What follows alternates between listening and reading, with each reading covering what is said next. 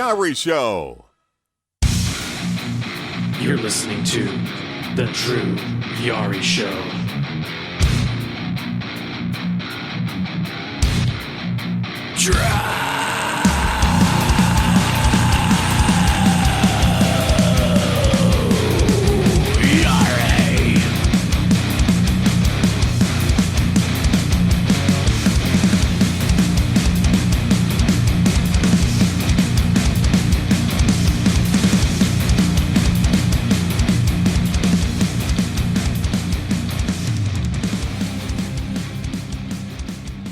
Hey, what's going on, guys? It's Wednesday, starting. Well, I mean, I guess not late, early, but not late. I guess in between NXT ran, I guess, an extra 2 minutes for that O'Reilly and Cole segment. But nonetheless, we are here as usual. What's going on, Kyle? And welcome back to the show, Ruben Prime. What's going on, Ruben? Yo, what's happening, guys? How's it going? Hope everyone's doing spectacular this Wednesday night. And how you doing, man? I'm good. Like I said, I was kind of tired, especially heading into the beginning of the show. I mean, because it's weird to say I feel tired because I didn't really do anything today because all we did was we slept in, and I went to go do my taxes. We came home, and we just we went to go pay the light bill, and then we went to go get something to eat. And I think that's kind of what did it for me. Because as soon as I eat, I'm done. Yeah. And came home and took a shower. I thought that would kind of make me feel somewhat better, which it did. But yeah, I watched NXT from beginning to end, and I attempted to watch AEW. So that's basically how it goes. Yeah, I was watching both shows. Kind of didn't want to be on my computer the whole time since, I was like, yeah, I gotta do the show with Drew, and I want to make sure that, my butt isn't numb by the time the show starts. So I was on my tablet watching.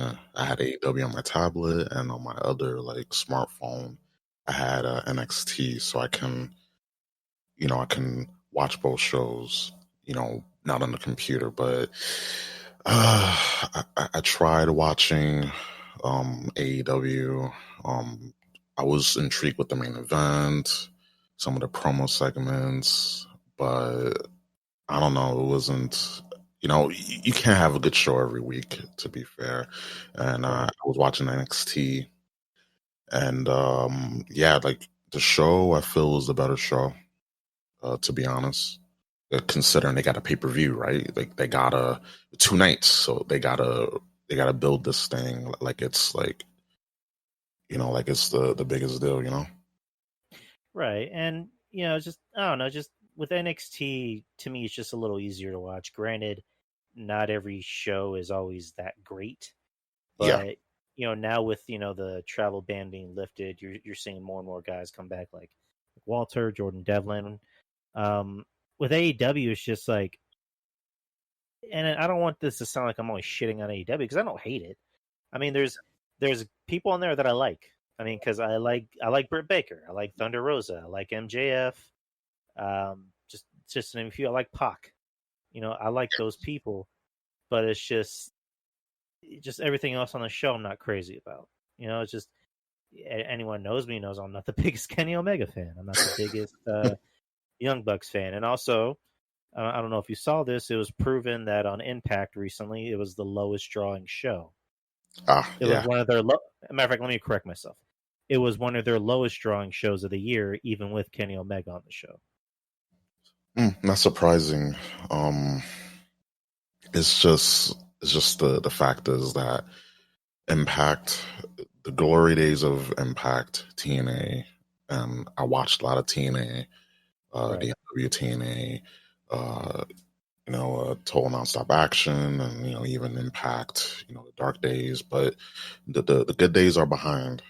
They're behind everyone, and you can't without a good, without being on a good network TV deal. You need TV as far as with the streaming and all that. You need good TV. You need a good network to have your product on, and Twitch. I'm sorry, Twitch, and I don't know that other channel that Impact is on right now. Access. Access, yeah. Thank you. Access and Twitch not gonna fit the bill. I'm sorry. I know everyone has access to Twitch, but you need more than that. I'm sorry. Like you can have all the champions of the world show up on Impact and it won't mean a thing. Right. And it's just how Impact has been able to stand the test of time for nearly 2 decades is just it's unbelievable. This is a company that it's gone through uh different owners, different managers, or not even managers, but different vice presidents, and just I, how is it that they've been able to stand up this long? I don't get it, Rube. I really don't get it. I don't either. It's just I guess Impact is it's just it won't die easily. It's not gonna. You can kill it. You can try to kill it, but it's just gonna keep coming back. And like I remember that promo that Triple H did on Edge, and basically because Edge defeated Mick Foley, and Triple H was like, "Listen, you may have defeated Mick Foley, but he's just like a turd. You keep flushing the bowl, is just gonna still come up." Not that Impact is a turd. I'm just that using that analogy, but it's like so many mistakes at a time where that company could have been, it was for the time being the alternative for, you know, versus WWE at the time, because you look at what was going on around the heyday of Impact, TNA, like Impact had, the better like show, even though there was a lot of Russo, a lot of Russo things, but at the same time, it's just they had something, and um, I just kind of feel like I pray to God that's not gonna happen, but I do feel like, in excuse me, AEW, I hope it's not going in that direction, but it's kind of like it seemed like that kind of, and like you said, you have Pac, you have Britt Baker, Thunder Rosa, even though she's not a AEW wrestler, but you have a lot of like bright spots in that company, and they just gotta. I hope that once things get back to normal, they can just get back into live crowds, because being in that Daly's place, it's just like being in the Performance Center. Right. It's just they need to get out of that place once things relax and get back to normal, because it's hurting the show. Like that's why NXT. Sorry about that. That's why NXT is. I just cannot. Sometimes I can't watch the show because the fans is what we love NXT because of the fans, because of that third ingredient, that third role. Right. And I've always been saying about NXT is that whenever we do get, live crowds back and they can start traveling more, they really should consider getting out of Full Sail. Yes. Especially because NXT is developmental, but when you look at it, technically it is the third brand, because they're on national TV. And when's the last time you saw developmental on national TV? So they really should consider going to bigger arenas, and not like WWE arenas, because the analogy I used before was that in San Antonio, the big arena that you see WWE, Raw or SmackDown or sometimes pay-per-views in is the AT&T Center. Yeah. Whenever they do house shows, they come to the Freeman Coliseum. And NXT Takeover, whenever the Royal Rumble was here back in 2017, they did a takeover at the Freeman Coliseum. So that could, they could have the NXT shows at the more smaller arenas in different cities, because I think that's the one thing that really takes people out of NXT is that when you look at AEW brings out all their stars and they're in bigger arenas, or were in bigger arenas. Yeah. When you look at NXT, yeah, NXT has great wrestlers and they have future stars, but you just see that small performance center, kind of feel, and it just kind of it takes people out. Yes, it does. It does. So yeah, that's one thing they really should consider is just taking the show on the road and not just sticking primarily to Full Sail. And also, you want to bring more eyes and ears to the product and the people on the show. Please, like that is the main thing for all these shows, just to get more people, to get more eyeballs into the product. Like that's what we want. We want new fans. Like we already have the 5 or 600,000 people for NXT, and 7, 8, 9,000, 100,000 for AEW. Those are the hardcores. They're not going anywhere. We need to bring eyes to to the product, new eyes, and you gotta get them in bigger venues. You gotta get them away from Daly's Place and the Performance Center, respectively. You got to, because if you don't, then people can see, oh, it just look like a gymnasium just with higher production, and they're just gonna tune out. Like I was watching Royal Rumble, 2020, because I didn't see it in full. Right. Like, man, like that them being in a baseball stadium, like beautiful, nice touch. The crowd, like, it felt like there was more people than they said it was. And normally, WWE likes to inflate numbers, but it really felt like big. And I was like, wow, I missed this. I want crowds back, because it's what makes a show. And hopefully things will, once they get back to normal, we can start having people in these venues, and they can get the hell out of those little venues. Right. Exactly. And it just anytime you see a clip of packed arenas, it almost just kind of makes you just go, oh, Yeah. can we have those again? Because it's not so much being there; it's just watching it. Because the Royal Rumble of 2020 of last year, you saw that crowd go apeshit over Brock Lesnar getting thrown out by Yeah. Drew McIntyre. You saw the place just go completely bananas when Edge came out. And wrestling needs a hot crowd. Wrestling needs that genuine reaction from the crowd, and not just computer screens and piped in crowd noises. That doesn't work. And we're hoping things get back, which they kind of are. COVID numbers are dropping. Hospitalization, or not hospitalization, but hospitals aren't as full as they used to be. I mean, just as long as everybody plays their role, and Kyle saying he got vaccinated, hey, good job, Kyle. Proud of you, man. And it's just as long as everybody just does what we've all been doing before, social distance, put on a mask, wash your hands, hand sanitizer, and like Kyle just did, get vaccinated. Go get vaccinated. So, which I'm really trying to do. I'm trying to find an appointment. Were you able to get vaccinated, or were you going to? No, I'm not going to, actually. I'm waiting, because well, I didn't get into it, but yeah, I know people who have taken it and they're fine. Some started feeling effects, but I'm just gonna wait a while. Right. Because just everyone's choice.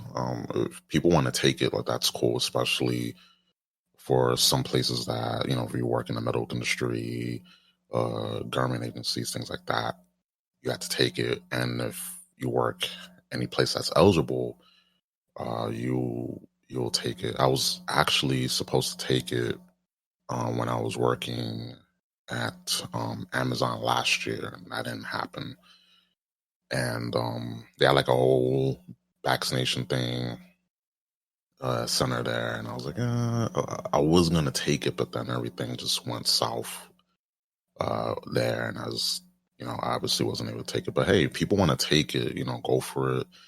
It's people have that option, people have that right, to do it or not to do it, and just stay safe.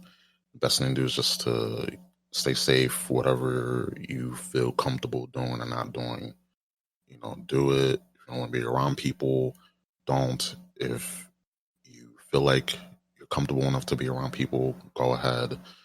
I think that's just the best thing, just for yourself. Right. I mean, I think with anything, there's always going to be, side effects. But I'm going to take it because it's just, again, I just want things to go back to normal. I want to be able to experience things I haven't been able to experience in over a year and almost 2 years. Just small things like go to a concert or getting on a plane or going to Comic-Con. And that's kind of one of my bigger things is that I miss going to Comic-Con. I miss just being able to go there and have fun and experience it. So, I mean, hey, it's up to you. I mean, I'm not gonna like look at you funny if you don't want to do it, but just I don't know, just think about it at least. Yeah, I mean, people who have taken it, like I don't look at them funny. People who haven't taken it, and same thing. I don't look at them funny. I don't look at anyone funny. Like I'm all about people having the right to choose, and I'm lucky to not have gotten it. I'm lucky that I haven't gotten sick. I had the flu earlier this year. There's a van, like a mobile testing van near my house. Just like literally, you spit one direction's there. I mean, shouldn't be spitting, but anyway, it was right there, and I got tested. Like my whole family got tested, and everyone came out negative. Both tested. They take two tests. The rapid testing, and then the got the name of the other one, but that one takes a little longer because that's sent to the lab to get tested. The rapid one they can do right there, and it was all negative. So I was like, yeah, like I just had the flu, yeah, because I know my body. Ironically enough, it was the same time in 2020 that I got sick, and something. I think I got it worse in 2020 than this year. And mind you, I was working around a lot of people. Not that I got sick at work, but around the time I was working, I was employed, and yeah, it was the terrible feeling, getting the flu and all that. But I mean, I'm good now. I'm glad. I'm really, really, really glad. But if anyone that wants to take it, they have that right. They have that choice to. Again, I ain't gonna look at you funny. I ain't gonna look at you funny. I mean, if you like the build for WrestleMania and all that, I'm gonna look at you funny for that because WrestleMania build has been. I mean, take the vaccination for like the principle, and not because you think WrestleMania is gonna save mankind. That's gonna be Vince McMahon's MO. I saved mankind. Damn it! People are chopping at the bit to see Bobby Lashley versus Drew McIntyre. I bet they are. I mean, people want to see Bobby, but I think we've gotten tired with Drew, and I like Drew McIntyre, but he's just, I don't know, just the way that he's been booked, and creative doesn't really help. It really, like, they've been doing a disservice not only to him but like 95% of the roster. They've been trying to book him like Cena, and that's the one thing that it drives me crazy when you take a guy who's I guess they do it for any guy that's supposed to have that superhero look, Yeah, like Cena did, because they did it to Roman for years, and we all know how that turned out. They, now they're doing it to Drew. It's just, case in point, because Kevin Castle pointed this out, and I hate to give him credit for just about anything, but so the night after Drew McIntyre loses the title to Randy Orton at Hell in a Cell, he comes out, or he's in the backstage, I mean, and he's wearing a leather jacket, and he's flirting with Charlie Caruso, or was it Charlie Caruso? And she's saying, Drew, you just lost the title. How do you feel? where Stone Cold Steve Austin would be like, well, you know what, Charlie? I'm about to go in that ring. And I'm going to call that son bitch Randy Orton out. I'm going to stop a mud hole in his ass and walk it dry. You know, if it's The Rock, well, I'll tell you what, Charlie, I'm going to call that jabroni Randy Orton. I'm going to take my size 9 boot, shove it right up his ass. Yeah, I was trying. But no, that's good. That's good. It's hard talking like The Rock because with The Rock you got to like think on your feet. With Drew McIntyre, here's his response. It's okay, Charlie. I'll get my title back. Don't worry. It's no biggie. I'll be fine. It's all right, Lassie. I'll get my title back. I'm gonna beat Randy Orton in front of fucking somebody. It's just, yeah.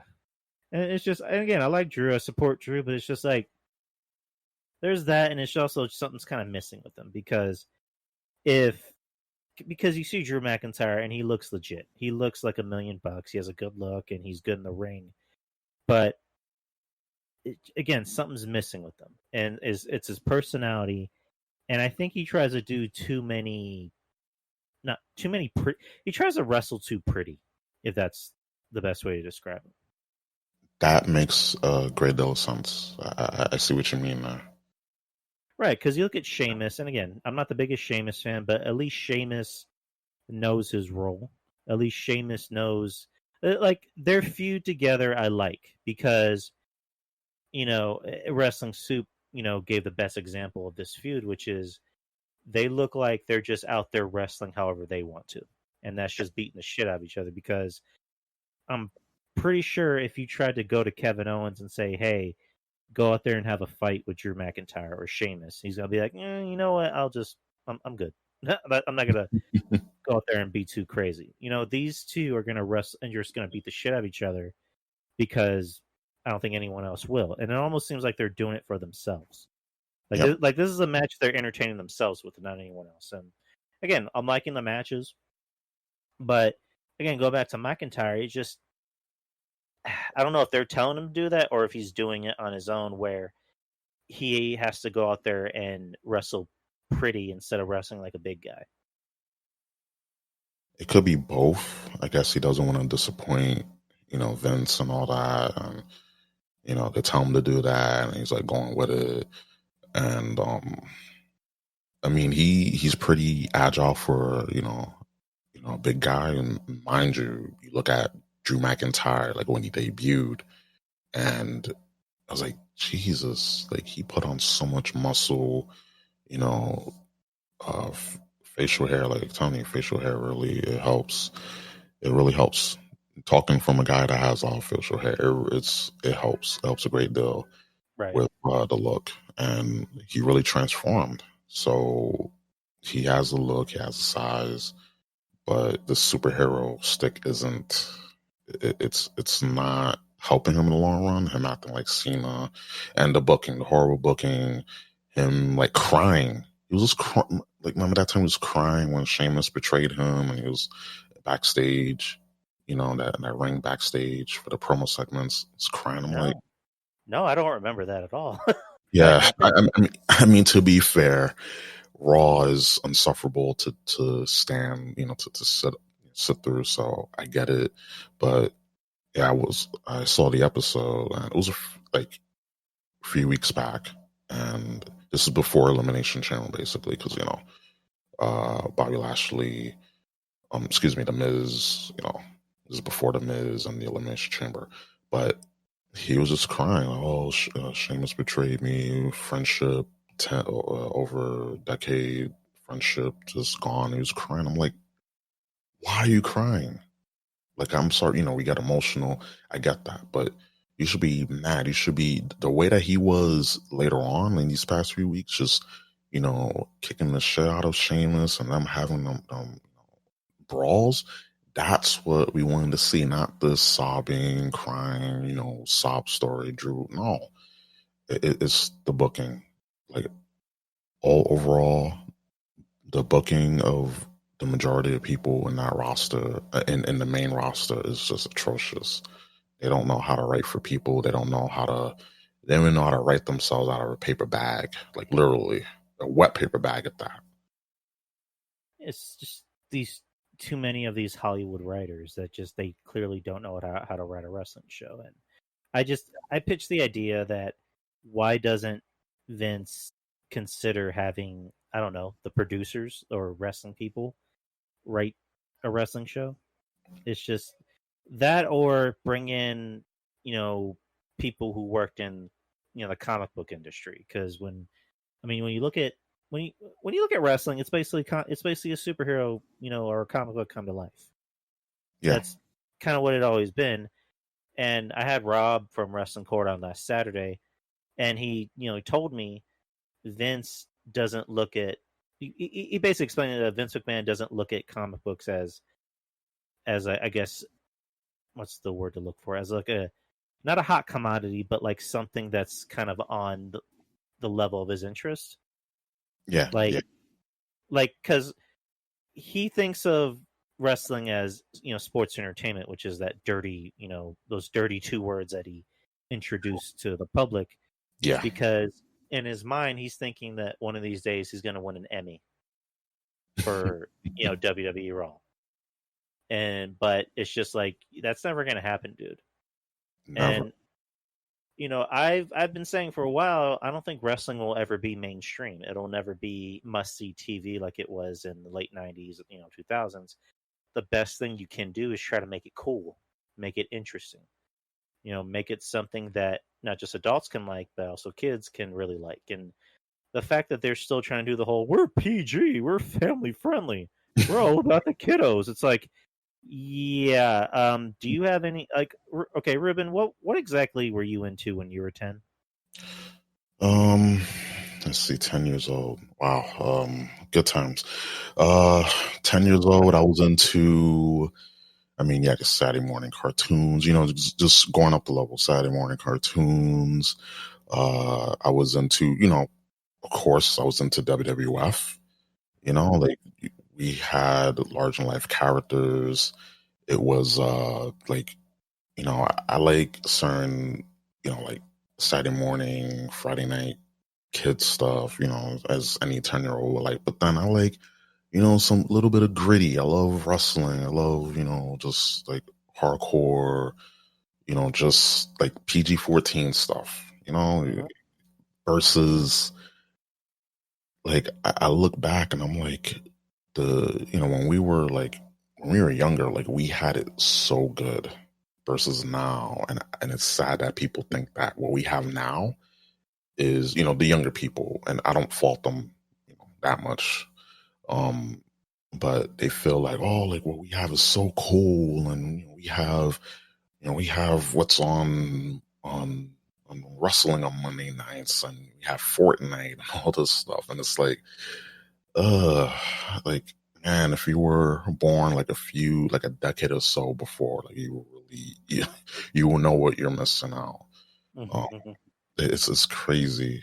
You had all your Saturday morning cartoons, from Cartoon Network, you had Nickelodeon, you had WWF, you have, even though WCW was, but before that, like, WCW in his golden days, like, and even ECW, if you're into ECW, like, you had so much good stuff back then that you can chomp. You have so many options to choose from. Also your movies, and you have your Terminators. You have all these different types, and now it's just fluff. It's just fluff, just straight up fluff, marshmallows.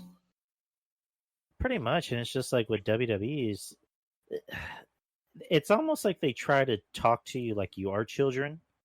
Yes. Like with a lot of these bad, comedy skits. And AEW is guilty of that too. But with WWE, it almost comes off as condescending.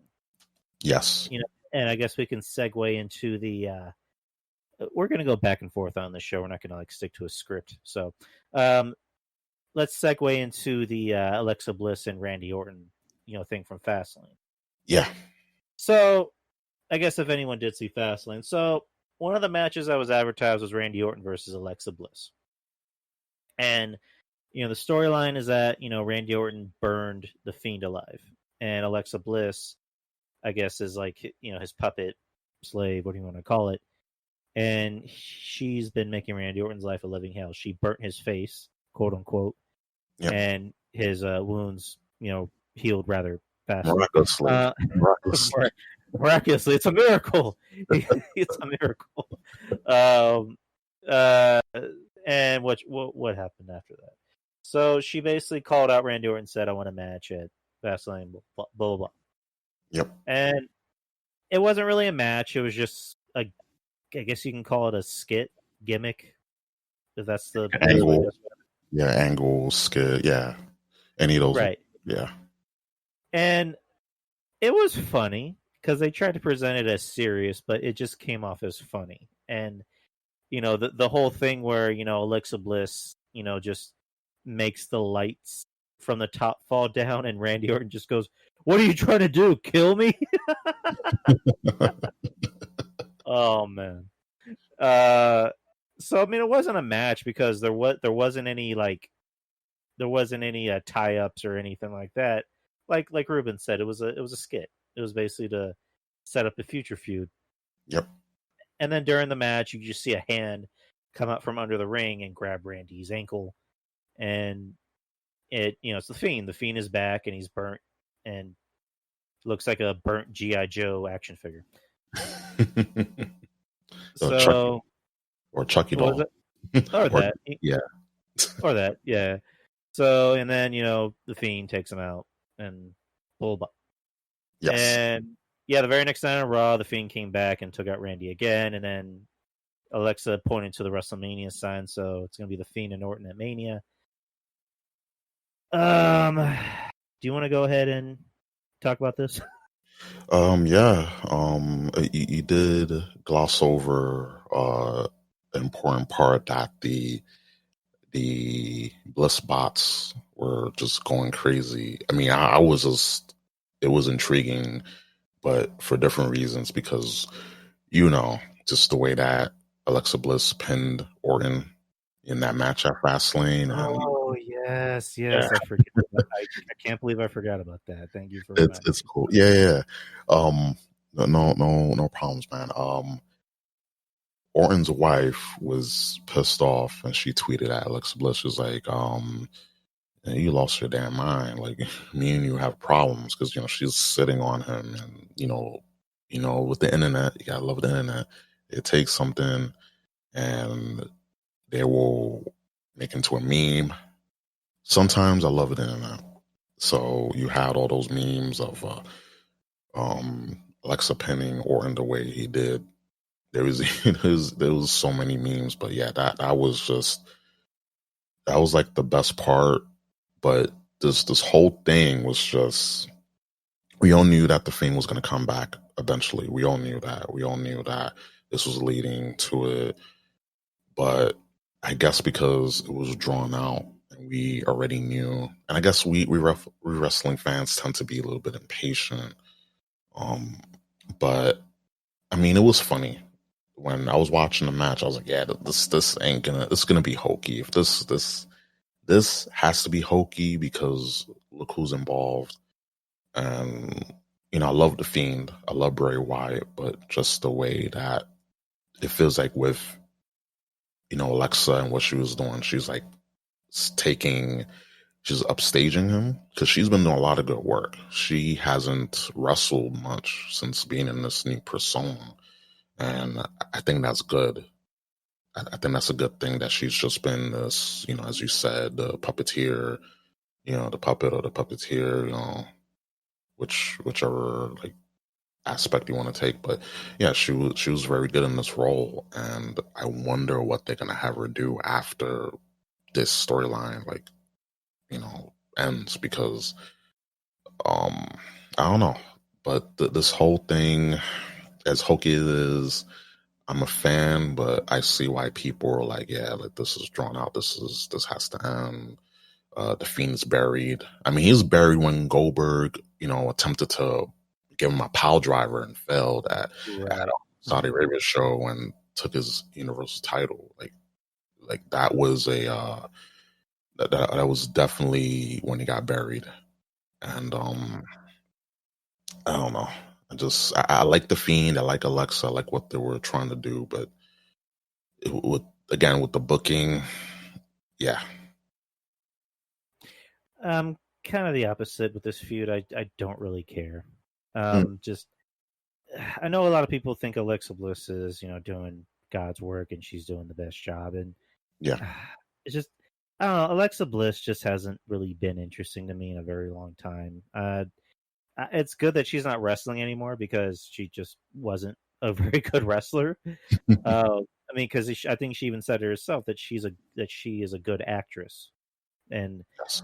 it's kind of painfully obvious that she maybe wants to make the transition into acting pretty soon, sooner rather than later.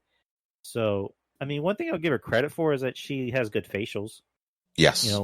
When she's trying to do the whole creepy, scary little, demonic bitch or whatever you want to call it. Yeah. She's good in the role and she's doing the best with what she could because, I mean, I'm pretty sure if you put somebody else in that role, they wouldn't have excelled. Oh, of course. I mean, if you tried to put someone like, I don't know, Carmella, that wouldn't have worked. I know how much you love Carmella, Ruben, but that wouldn't have worked. Carmella, I when she was doing this whole like transformation, untouchable, I kind of dug it, but it's just I don't know. Like I don't like Carmella, for obvious reasons, but I like the character that she had. Like, I'm all about characters and all that. She's okay. She's okay in the ring, but I like the character. But I don't know. Just look. She's back in catering. She's back in catering, man. Like, it's like they don't have nothing for her. Like, again, it just goes back to the booking. Like, you can have all the wrestlers from all different promotions, and if you don't book them right, it don't matter. And I don't know. I mean, side tangent, but I don't know. I'm not. I like what they were doing, but at the same time, no.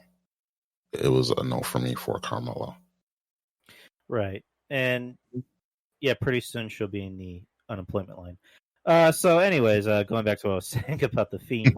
Yeah, the Fiend to me again hasn't been interesting to me since Goldberg buried him, and when that happened, that just kind of made me go, yeah, this guy, you can't salvage him anymore. If a 55-year-old Goldberg is gonna attempt to do a jackhammer on this guy and beat him, I can't invest my time in the Fiend anymore. I really can't, and just I don't care about this feud. Randy Orton, obviously, I mean the joke about Randy Orton is that when he wants to go, he'll go, but when he's not interested, you can clearly tell. Yeah. I mean, what is that thing that Wrestling Soup said about him? That it almost seems like he gets bored or he gets off to people being bored by his matches. Yeah. You can tell immediately. Yeah. Like the Soup Boys, they're on the money with that. I remember that episode. Yeah. Did you get bored during my match? Your match? Mm-hmm. I can bore you so hard.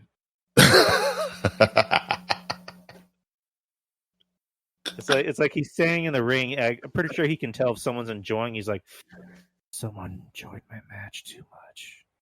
Yeah, he has to tone it down. He has to get a little bit boring. Do you want to see me put the Fiend in a headlock for 5 minutes? Of course, Randy. I can do it for so long and so hard. Anyways, that's Wrestling Soup's bit. I'm not gonna. Yeah. I don't need Mish knocking down my door. What the fuck are you doing? How dare you steal my What are you doing? It's like I don't need that kind of heat. Yeah, I love Wrestling Soup. Yeah. Hey, shout out to Wrestling Soup, by the way. I love those. Shout outs to them. Yep. Shout outs to them. That's just a funny bit. I just got to give props to a funny bit. So where were we at? Oh yeah, but yeah, I have no interest in that match. I mean, because it went so well the first time back in 2017. Oh yeah, that match was oof. I want to forget about that match Yeah, so that, we all do with the what is it the roaches and maggots that were being uh what you call it played yeah, on the mat. yeah, and the sperm that was following Randy Orton down for his entrance down the ramp. Yeah, that's just he even said it. He even called the sperm like that wasn't us. That was him who said it. Yeah, one thing I love about Randy is that he just doesn't give a fuck. Like Yeah. he's just gonna say what I was. And also his wife, pointing out, next to this, bitch, what the fuck you doing? Like, like, was that a thing that Alexa decided to do on her own, or was that a Randy idea?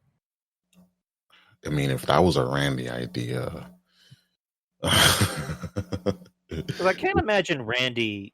If this were Randy 16 years ago, I'm pretty sure that would have been his idea. yeah, But Randy now, he's married and he has kids, and he seems like he's very committed to being a dad and a husband. I can't imagine him not telling his wife about that and then her getting mad after she sees it. Like that, I don't know. I like to think that was an Alexa Bliss idea, and Randy is just sitting there like, oh god, oh god, oh god, oh god. He's just like, dead puppies, dead puppies. yeah. Kathy Bates coming out of the hot tub. Oh God. Renee Zellweger. Okay, that worked. Okay, yeah. That does the trick right there. All spells, just think of Renee Zellweger and instant instant shrinkage. It's a shrinkage. Instant shrink. But dumb question, but you did watch the whole show on Fastlane or Sunday, right? Yeah, I watched it. Yeah, I kind of wish they would stop doing Fastlane because Elimination Chamber, I guess I'm okay with because at least with that you can use that as a show to build up, one of your main events. But just in general, they really should not have any pay-per-views between Royal Rumble and WrestleMania. I agree. I have my opinion when it comes to these gimmicked pay-per-views or these, quick hash, just fork them out and, it'll come true. These type of pay-per-views I'm not a fan of because Royal Rumble, like I feel like that's lost its shine. Elimination Chamber is dead. Hell in the Cell dead. Money in the Bank dead. All these gimmick theme pay-per-views dead because all they do is, oh well, we're not competent in booking anything, for our talent, no storylines, no clear cut plans. So we're just gonna use the Elimination Chamber. Oh, we'll just put everyone in the chamber. Oh, Money in the Bank, just Smaz, TLC, just everyone, even the people who had like a little feud. Oh, we're gonna do a chairs match, or we're gonna do a TLC match, and I'm really like, they need to have TLC matches like sprung out, like when a feud calls for it, like they like in back in the good old days, and I'm sound like an old man. And back in my day, TLC Back, matches used to be, back in my day, we used to have wrestling matches. We used to have, men that look like men. yes. Sounds like the Undertaker. Back in my day, we used to haze rookies and molest them in the shower, and then die before we were 50. Oof. Oh, oh. It's Too yeah. much. Too much. I mean, no, because stuff. The truth has to be said. That is true there. But no. But I sound like an old man sometimes because I do feel like these pay-per-views, they just lost their shine because it's just a way. It's just an out for them. It's just an out for said. The people in the back, just booking or not booking the show to say, oh, we're just gonna have these gimmick matches, these stipulation matches be the way that we book the show, we book these characters, and we book this feud or feuds, I should say. And they're not they just so lazy. They killed the Elimination Chamber. They killed the Hell in a Cell. TLC is just a D-level pay-per-view. You remember all those godly TLC matches, the Dudleys, Edge and Christian, the Hardy Boys. Oh yeah.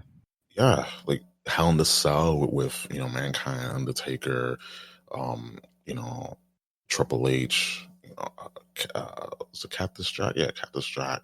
That Hell in the Cell match in Armageddon with The Rock, Triple H, Stone Cold, Kurt Angle, Rikishi.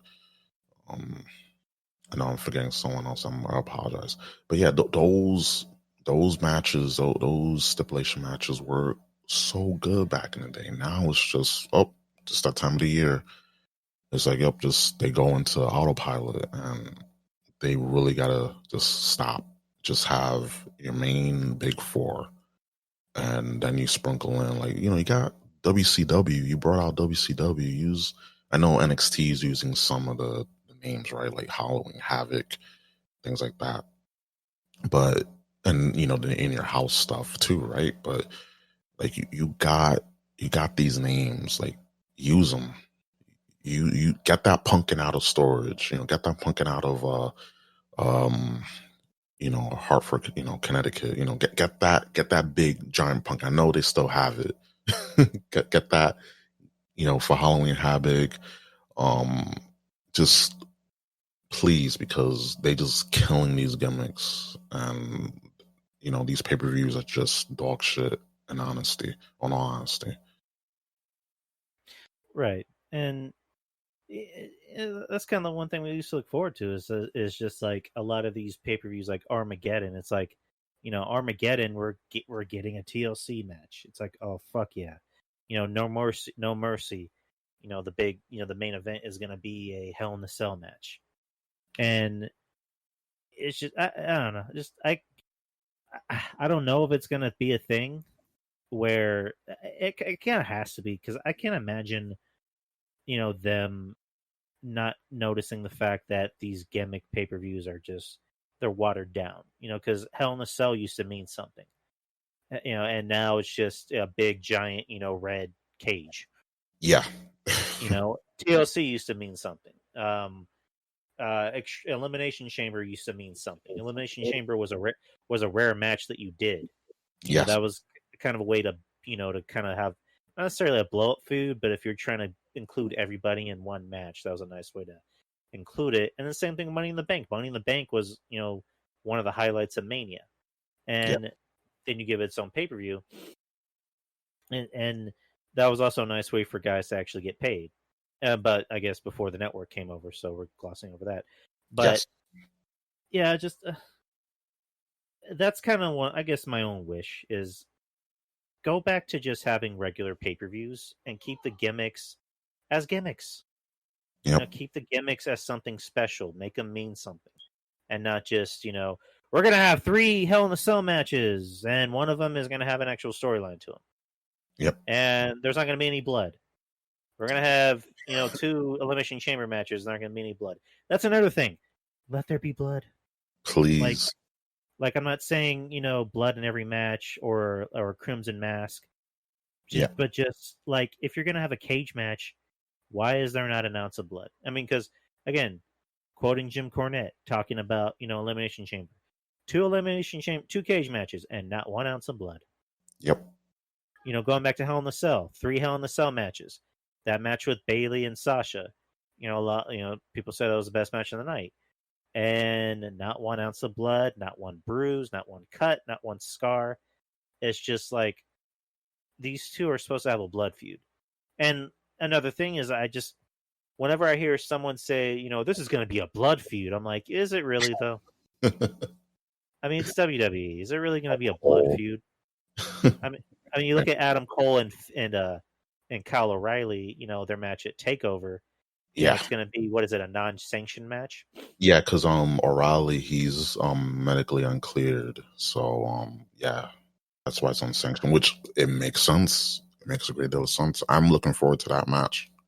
Oh yeah, I'm looking forward to it too. But it's just like, can they loosen the reins a little bit and just allow blood? Again, Not saying go overboard and have like Kyle O'Reilly and Adam Cole wearing a crimson mask, which that would be fucking dope. Yeah, And that would really add to the feud. But it's like now that the shows are on Peacock and it's NBC, which we can talk about that in a bit. Can they loosen the reins a little bit and just allow blood? yeah, I hope so. If Yeah. they want to listen in Peacock, and if they want to get more subscribers, because with Peacock we have access to they said over 29 million subscribers on Peacock, but who out of them are actually going to watch, and then where are the new people going to come in? Like you gotta give them incentive. You gotta have them be like, yeah, like we're gonna see like good wrestling. We're gonna see crazy, just carnage. Obviously control, but just spice it up. Like throw a little blood in there, and you will think that hey, like WWE has their own network, so they can just basically do what they want, right? But they played it too safe. I feel like AEW, they do a lot of the blood spots. Like they have a lot of moments when they have color, either planned or hard way, and it's like it makes the matches say what you want, but that's how the matches feel like there's an actual blood feud versus just the main roster. It's like okay, just a scratch, but I just hope that they'll let things go once they get on there full time, because oh god, this is this is to the PG. Like I know you mentioned it, PG stuff. They gotta like kind of loosen. They gotta start And, loosening. and that's what I was asking. I'm like, what were you doing when you were 10? Because it's like when I was 10 years old, I liked seeing matches that had blood in them. I liked the Yeah, crazy shit. I like watching horror movies. I like watching action movies where there was just a ton of blood, ton of violence, and it's just who does WWE think that they're selling this product to? Like kids that watch, Yo Gabba Gabba or something? It's just like no. Like kids nowadays are on their smartphones watching UFC. They're watching, things on YouTube. They're playing Mortal Kombat. They're playing just really violent video games. yep, They're not wrestling does not need to be marketed towards kids. They need to be marketed towards young adults. They need to yes, be marketed towards, teens. They need to go for that demographic, which we like to use that word a lot, 16 to 34 or 16 to whatever. I don't know what the fucking numbers are, but yeah. that, needs to be a thing. And this match, again, wishful thinking, but it probably won't ever happen. Is can we get some blood? Like for the love of God, can we get some blood? That's all I want. I just want blood. Please, And like let this happen. These two can pull it off. And do you think it's a thing? Like, let me ask you something about while we're on this topic. Do you think it's a thing that maybe Triple H wants to loosen the reins, but Vince is just immediately shooting everything down? I think so. I absolutely think that. Listen, we may have our when it comes to Triple H, we have our our gripes with him for what he done in the past, but he's trying. And I feel like especially when the NXT was on the network exclusively for 1 hour, by the way, more digestible than 2 hours, but that's neither here or there. He created so many characters. He let them just go. And then as soon as Vince saw what was going on, and hey, look, we got that AEW over the horizon. Look what they're doing over there. So we got to put NXT on live television. And, every point NXT has been feeling like the main roster. Um, with almost everything that you see, like you see like hints, even like huge hints of main roster, like just main roster influence. And it's crazy because you will think that NXT will be that gritty, like you were saying, young adult demographic type of show where they can go a little ham and they can show a little blood, they can get, crazy, and they have. But I feel like Triple H is able to do more, but he's, stopped by Vince because, Vince got to control everything. He has to always, put his stamp. How people like to say that, they like to have the final word, I should say. They always want to have the final word, and that's Vince. He always had to have his stamp. He always had to have the final word. He always had to put his influence, his spin, because he's a control freak. And, you see it. And it's a shame because you have the roster stacked, much as stacked as Tony Storm is stacked. And still, you cannot get... And that's pretty stacked. Yeah, it's stacked. Drew is stacked, and you cannot. RJ's just going to conveniently come out of nowhere. Tony Storm. Yes, he does love his Tony Storm. But go ahead. Yes, I was hoping he would throw out the back signal, and he'll pop up and maybe pop up. The bat signal is just Tony Storm's ass. Yes, I mean he just sees it. I've been summoned. Yes. I know where I need to be. I'm needed. I must go. I was like, what's up, guys? My city needs me. Gotta do the Oliver Queen. But yeah, like the roster, both, NXT main roster, like stacked, and it's like, like, what is going on? Like, why is the roster with the best talent is just booked like shit. It's just booked like garbage, and it's because of the person on top and Bruce and his yes man John Laurinaitis or laryngitis, whatever. He's back there. He's it's just they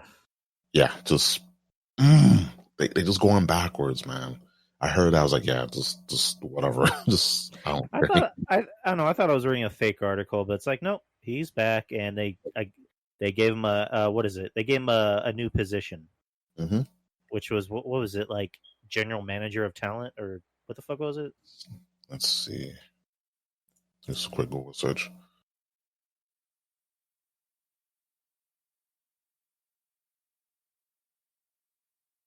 Let's see. John Laurinaitis' new position in WWE. Head of talent, back as WWE's head of talent. I see right here. Talent. He's officially general manager of talent. Yes. And hold on, let me just pull up the article. It's by healbynature.com. He'll be reporting to WWE's Executive Vice President of Operations, Brad Blum. And Mark Carano will report to Laurinaitis. And yeah. Okay. Yes. So there's that. Yeah, I was gonna say, that's the same article I'm looking at, Hill by Nature. Same one. And like, do you think this is kind of a telling sign that Vince needs to really step down? Yes, he needs to step down. Absolutely, 100, 1,000, 100,000%. Like, he has Bruce Pritchard. He has control over both shows, and you see what he's doing. You see, and mind you, when Heyman had his, that position and, on Raw, and you saw people getting pushed like, Andrade and Angel Garza, Aleister Black, Ricochet, Apollo Crews, and you saw that these people were, even though, during the PC pandemic era, but they were on TV constantly. And as soon as Paul Heyman, and I feel like he was just a fall guy. He wasn't actually in that position, but he had some pull. But as soon as Bruce Pritchard came in, all those people that were on TV regularly back into catering. And again, Vince okays that. And it's just, he has just, yes men and, nutsack lookers in his, in his office. And you see why, the talent's suffering. Andrade won his release. He got it. Like, and Right. we'll talk about This that happened, later. this happened on. Oh, maybe we can segue into it already if you want. Um, but yeah, Sunday. It was announced. It was actually announced during the show. Like while me and RJ were recording on Sunday, it was announced that Andrade got his release. He was granted his release, and there was attached to it that apparently Charlotte threatened to walk if he didn't get his release, and then that was debunked. She came out and said that she had COVID, and that's why she's been out. Yeah. But yeah, Andrade is just. I mean, let's not kid ourselves. Andrade, he was a good talent. He was good in the ring, but when Zelina Vega left, that was the telling sign of, yeah, they're not going to do shit with this guy anymore. They're not even going to attempt to do anything with it anymore. And I enjoyed his work. I liked him in NXT. I thought him and Johnny Gargano, that match at Takeover, was one of the best matches I've seen in years. Yeah. Just based off that crowd alone. I again, I always liked him. I never thought he was going to be like world champion or main eventing the show. At best, I looked at him as like U.S. champion, Intercontinental champion, maybe challenging for the world title, but probably won't ever be world champion. And like you just said, and hitting the nail on the head, he was a Heyman guy. Yep. Guys like him and Aleister Black and Apollo Crews, when Paul Heyman was in charge of creative, a lot of it was benefiting guys like those, because you could say what you want about Paul Heyman. Paul Heyman, they've always said he's able to hide your weaknesses and showcase your strengths, and it was helping with a lot of these younger guys. And as soon as he got fired, well, not fired, but fired from that position, bye bye to Andrade, bye bye to Aleister Black, Yep. which again, that's another guy, Aleister Black. It's just debuts on NXT against Andrade, ironically, Yep. with a fucking cool ass entrance, a cool ass theme song, and you just see this guy and you go, "This is money. This guy's money. This guy is going to be a main eventer." Gets on the main roster, and they stick him in a dark room, and he's just begging for people to knock on his door. And then, sure enough, they take away his entrance and they take away his theme and give him a generic, screamo theme, and they put an eye patch on him, and then he's gone. Yep. They have him sit out his contract, and before they stuck him in that broom closet next to the bleach and the Mr. Clean. They have him paired up with Ricochet in the tag team. This is when they brought Johnny Gargano and Tommaso Ciampa Right.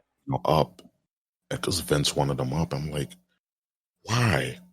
It's like, why in the hell would you do that? And then because of that, Ciampa gets injured, and they're supposed to have a match. They're supposed to have a match and everything.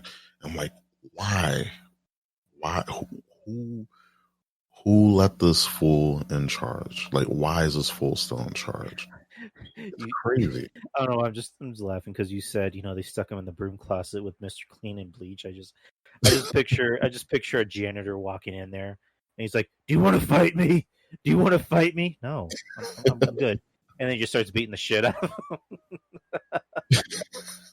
I don't know why I thought that was funny, but yeah, it's just how does WWE fuck up these guys? Like, I'm terrified to think of what they're gonna do to Karrion Kross. I'm so scared of what they're gonna do to him and Scarlett. I mean, probably they're gonna have them together, but they probably gonna strip his entrance and probably have him come out to like Chippendale music. I don't know. Oh my god! I mean, Like, Kevin, because our friend Kevin Castle, who's good friends with Cross, the way he tells me is that Cross is pretty much in charge of his whole shit. Like he always makes sure how he's booked, and the way he describes him is that he's the guy that he's not going to cause problems, but if he thinks something's stupid for his character, then he's going to say it. He's going to say straight up, "This is fucking stupid." So I can't imagine him doing something dumb when he gets to the main roster or no, they pitch something to him that he thinks is dumb, and he Yeah. just goes along with it. I kind of have to imagine he's the type of guy that goes, "Yeah, this isn't right for my character. I'm not doing this shit." Yeah. And I'm glad that he is that kind of guy because there needs to be more people like that. And that's because we can sit up here and blame creative and Vince. We need people that are just going to go, I'm not saying this shit. Yeah. Like like with Roman. I'm pretty sure Roman got sick after, having to go out there and cut nursery rhymes and talk like, Cena. Yeah. When he came back, he pretty much said, "Okay, I'm going to do my own shit. I'm going to talk how I want. I'm going to dress how I want, and I'm not saying any dumb shit. I'm not going to be involved in any dumb shit." Yep. And there needs to be more people like that are just going to stand up for themselves and go, "I'm not doing any of this shit. I'm going to say whatever the hell I want." Yep. Yep. Do you think it's just the fact that people are just glad to be there Yes. and Yep. or they don't want to like buck the system because it's kind of both. Oh, I'm just got to be here, because you can sit in catering and you get paid very well. I mean, minus all the expenses and all that, the travel. I mean, no one's traveling now, but before, pre-pandemic, you had to pay for your insurance, you had to pay all that stuff, but you still get paid, decent. Even like jobbers that get paid like, okay. And I feel like they don't want to like buck the system when it comes to that. And just some people, they just glad to be there. It's like, hey, I'm just glad to be here. Smiles. And I feel like there has to be more people. I know you agree with this. I feel like there has to be more people that will say, listen, this is not good for my character. Especially like established people. I know the established people, they say, I ain't doing this. But the new people, I feel like they had to say something because it's not worth just wasting all your best years of your career in catering or just jobbing or just having everything about you stripped and your love and passion of wrestling just to be gutted. Look at CM Punk. That's why he doesn't want to go back to wrestling. All these other people. Andrade wants his release. Aleister Black wants his release. I think Ricochet. I feel like Ricochet wants so bad to ask for his release, but he's hooked up with Katie Catanzaro, if I'm not mistaken. So he's like, I would, but I don't want to leave her because things will get awkward. So I could imagine, but at the same time, it's like, yeah, Kyle, I agree. Ricochet's perfect for AEW. He fits that style. Like WWE, he's like you said, Drew, comic book character. He's a comic book character through and through. I like him. I like that about him, but not just him talking when he can't talk. You Oh, can't oh talk. yeah, he's god awful on the mic. They should never put a microphone in front of him. But yeah, going back to what you were saying, it seems like there are just too many guys and girls, on that roster who just don't want to rock the boat. They know they're making good money, and they just want to be there just to be there. And then they'll get released, and then they're gonna, go on somebody's podcast and talk about how they're held back and mistreated, and how they had all these great ideas. It's like, yeah, go fuck yourself. Like, it's just the top guys are top guys for a reason because they have the mentality of, you know, I'm gonna go out there and do whatever, not necessarily do whatever the hell I want, but I'm gonna go out there and take this idea that was shit and make it my own and make it better than they had, what was in their head. Orton's a top guy because he's a top guy. Cena was a top guy because he was a top guy because, he knew it was right for his character. Um, Reigns is a top guy because now he has that creative control enough to say, this isn't right for my character. Yep, I'm not gonna do stupid comedic shit. exactly. And it's like with Moxley back in WWE. His whole thing was well, I didn't want to do any dumb shit because I don't like corny stuff and blah blah blah. But it's like going back to the Steve Austin interview with Dean Ambrose. Mm, You look at Steve Austin And Austin looks pissed because he's trying to get a rise out of Ambrose. Yeah. And I mean, you can say whatever you want. Austin's an old school guy, but sometimes old school works. Yep. And this is your top guy. At the time, Dean Ambrose was the champ, and the whole time he's trying to get a rise out of him, and the whole time Ambrose is just like, "Yeah, well, dude, I'm just trying to be cool, dude. I want to be cool like everybody else. I want to be liked, dude." And you just see Austin. You just see Austin like, ugh. And yeah, that's one thing that's missing in wrestling. That there's not enough people who are willing to fight for that spot, who want that spot bad enough, because it's become an all friends league, kind of like the NBA. The NBA used to be competitive, and now the NBA is all about, I want to play with my best friend. I want to win championships with my best friend, instead of it just being like back in the day, Michael Jordan and Charles Barkley were best friends.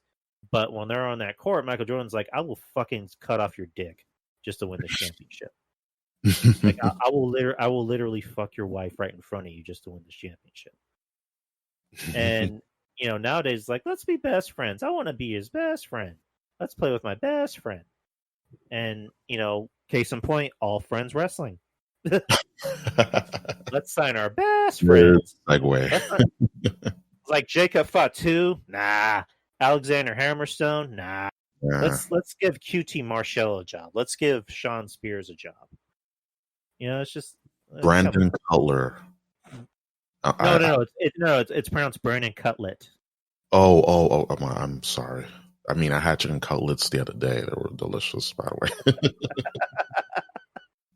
way. Because of Cornette, I can't not call him Brandon Cutlet. I just remember that show. He calls him Cutlet, and then Brian goes, "It's Cutler. Are you sure?" And then he literally pulls out a dictionary and goes, "Cutlet." He reads the definition for cutlet. Oh god, I love Cornette, but oh man. But go ahead talking about Cutlet. Yeah, Brandon Brandon Cutlet. Yeah, he was with the Young Bucks in a trios match with the Lucha Brothers and oh god, I cannot remember his name for the life of me, but he was the I think it was the AAA Intercontinental champ. It was teaming up. Was it Laredo Kid? Yeah. And that match tonight, that trios match, I'm like, why is Brandon Cutler on Dynamite? I thought he was like a AEW dark talent. Like this has been like one of my problems with the companies, that they just have too many people and they got to put all these people in in these spots. And like you have your main eventers, you have the people that contend in the main event. You have your mid-card, tag team, women, undercard. Now in that, some in that order, kind of in that order, but it's just crazy.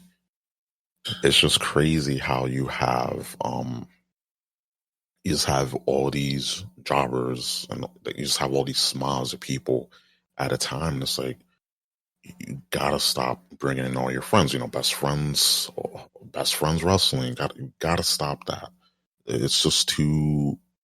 I can see why people are turned off by AEW, and that's one of the reasons why I'm like, yeah, they gotta chill out with these signings. Gotta chill out. Oh, bringing my best friend.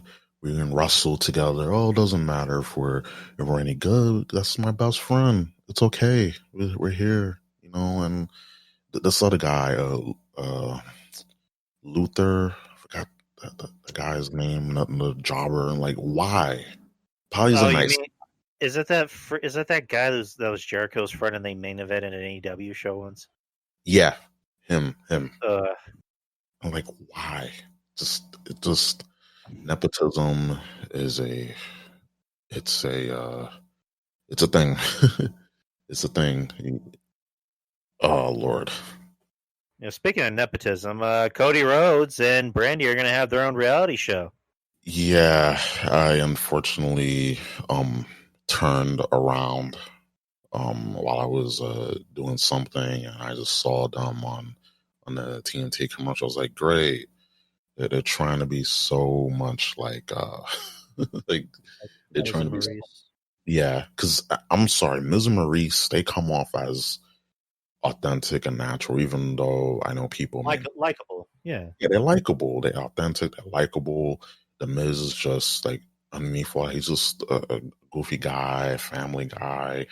Maurice, she's funny. She's very sweet, and hey, like she's French too. Um, she comes off very genuine, and the family, Mrs. Family, the father especially is hilarious. But you look at Brandy, and it's like she just tries so hard to be Stephanie, and Cody doesn't want to admit it. And there's a part of me likes Cody. I'm like, yeah, like in WWE, he had good matches. He had, the whole dashing Cody Rhodes gimmick, the undashing, even the Stardust gimmick. I like those gimmicks, but when he just had this whole uh axe to grind, he has this chip on his shoulder. Like he just couldn't help himself, but just putting himself over. Just like It's we like need this. Yeah, I'm sorry. I have no ill will towards WWE. The first All In show, he has a throne and destroys it. It's like, really? You don't have an axe to grind against WWE? No, we're good. We're kosher. Yep. It's like, ugh.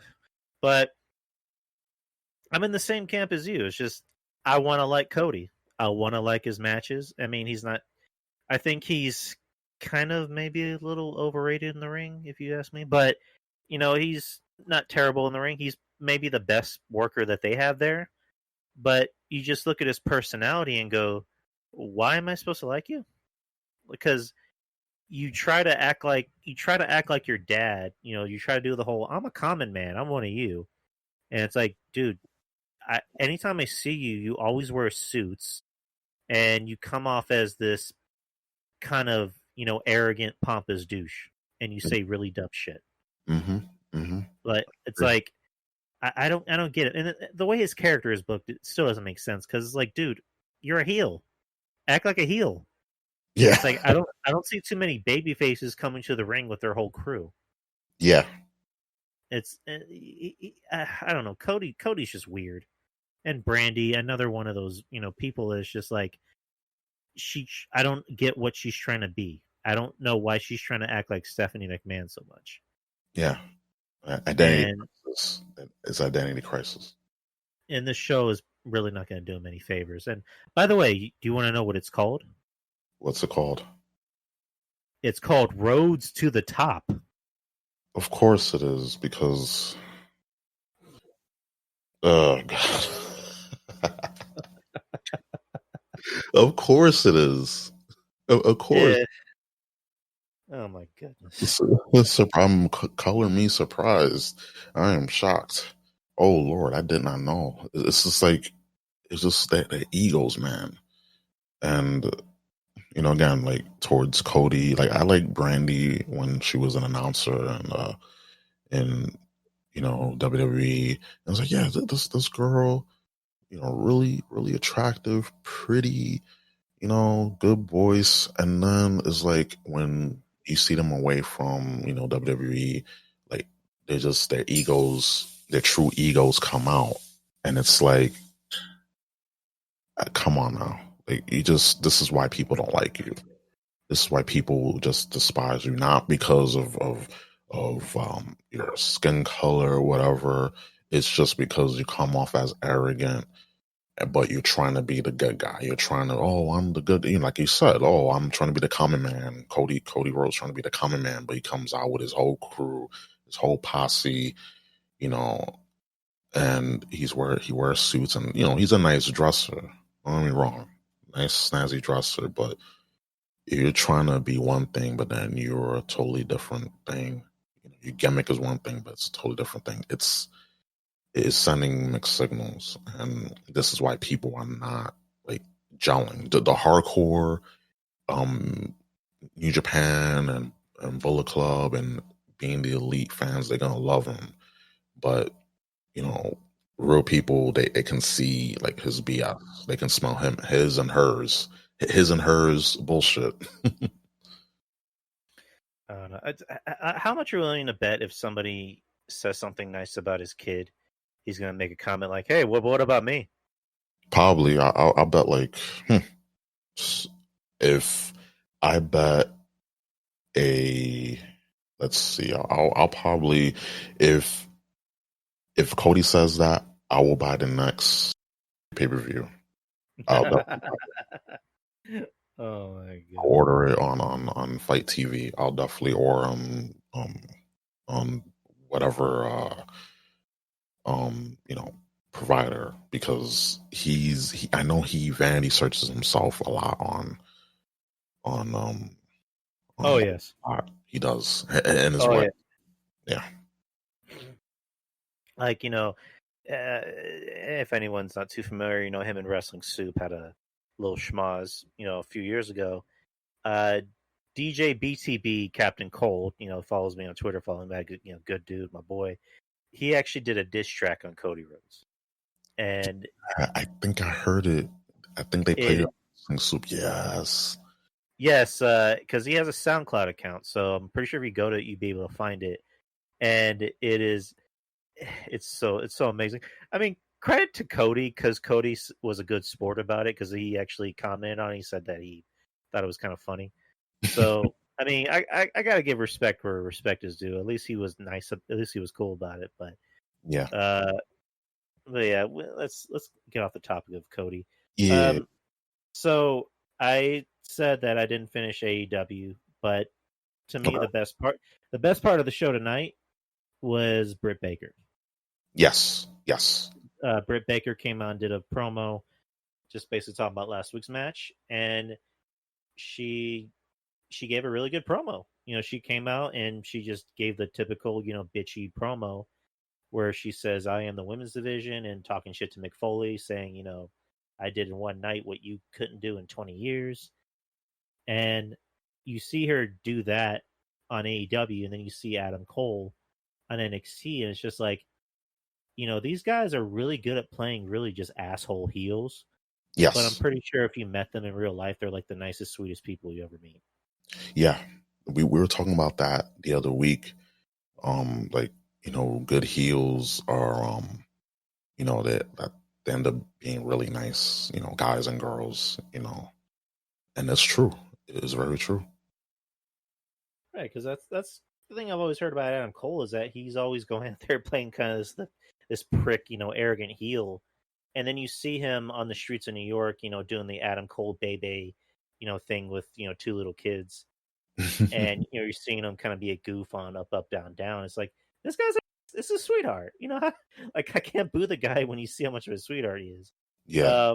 And same thing with Britt Baker, she's a sweetheart, but they're so good at their job. Yep. Same thing with a guy like Cross. Cross is, playing this evil kind of, you know, not satanic, but this evil kind of devil character. But then you see him on social media and he's like very well spoken, very nice guy. Same thing with Scarlett. So it's like, we should be able to differentiate the two, but it's like, yeah, you're a nice guy. I can't boo you.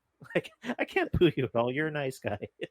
They just play their roles very well, and we need that. I feel like sometimes certain people, they get into the gimmick too much, that they become that, like Hogan and others that can't come to mind, but they just get into the gimmick so much that they become the gimmick. Their real life, their RL true selves, their real life selves become the gimmick. They become the wrestler that they're portraying on TV. Like, that becomes their real life, and it's just, people need to learn, and the fans too. We need to learn to differentiate, the two parts. The person, and then the gimmick. Sometimes we kind of like meld them together. Like, you see Oscar, for example, like in early days of NXT, she's just kicking people, being stiff, just making people tap out. But then You see her, colorful hair, and she's, very nice.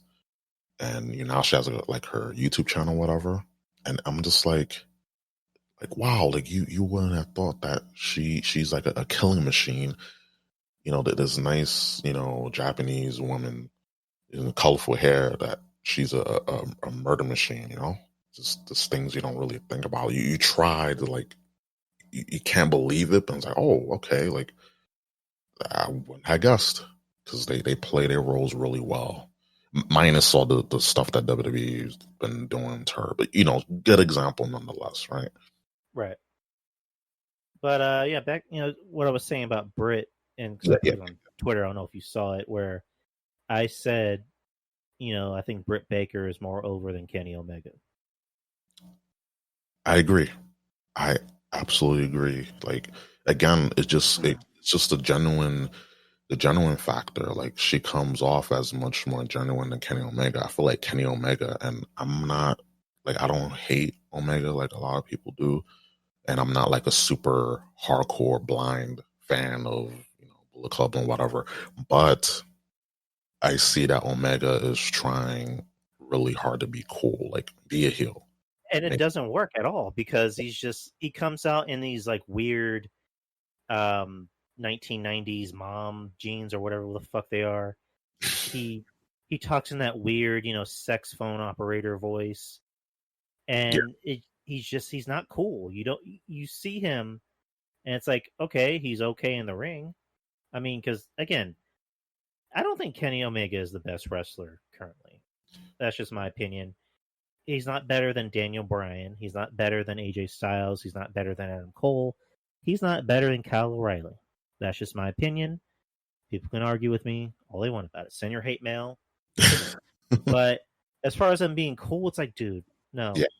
You see Britt Baker and you go, okay, she's cool. She seems like a down it, not a down ass chick, but she seems like a cool chick. She seems like somebody that you would want to hang out with. Yep. And granted, in real life, I'm pretty sure she's not a bitch, but she seems cool nonetheless. Kenny Omega is just like, can you imagine any child or any kid having a poster of Kenny Omega in their room? No. Like Ruben, when you were 10 years old, what were some posters you would have in your room? It's easy. You got Austin. You got The Rock for starters, and then for like movies, I'll have like Arnold Schwarzenegger. Like I will have like just posters of just really cool ones that didn't try so hard to be cool, just cool, genuine people that you'll be like, holy shit, I want to be that. I want to be that when I grow up.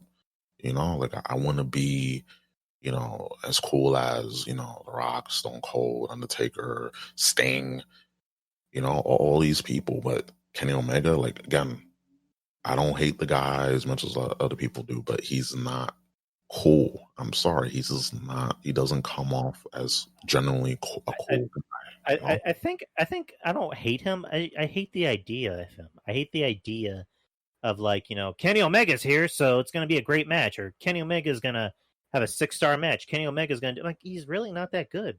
I mean, because those 2 Okada matches that he had back in New Japan, that was all Okada. Yeah. Like, people don't want to have that conversation. That was all Okada making Kenny look good. Kenny he's an okay wrestler. And if I'm glad he didn't come to the WWE. If he would have came to the WWE, that would have been the worst. That would have been the worst money that Vince McMahon spent on anyone. Like, yeah. It's like that inside joke that Mick Foley told, where Vince McMahon regrets spending money on Goldberg.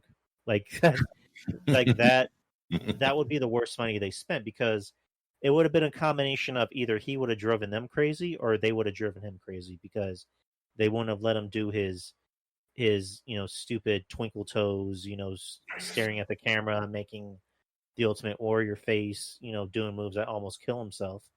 Yeah. It's just, he fits well in AEW because they, RJ, our boy RJ, he says he has a reliable source that says that the inmates run the asylum over there.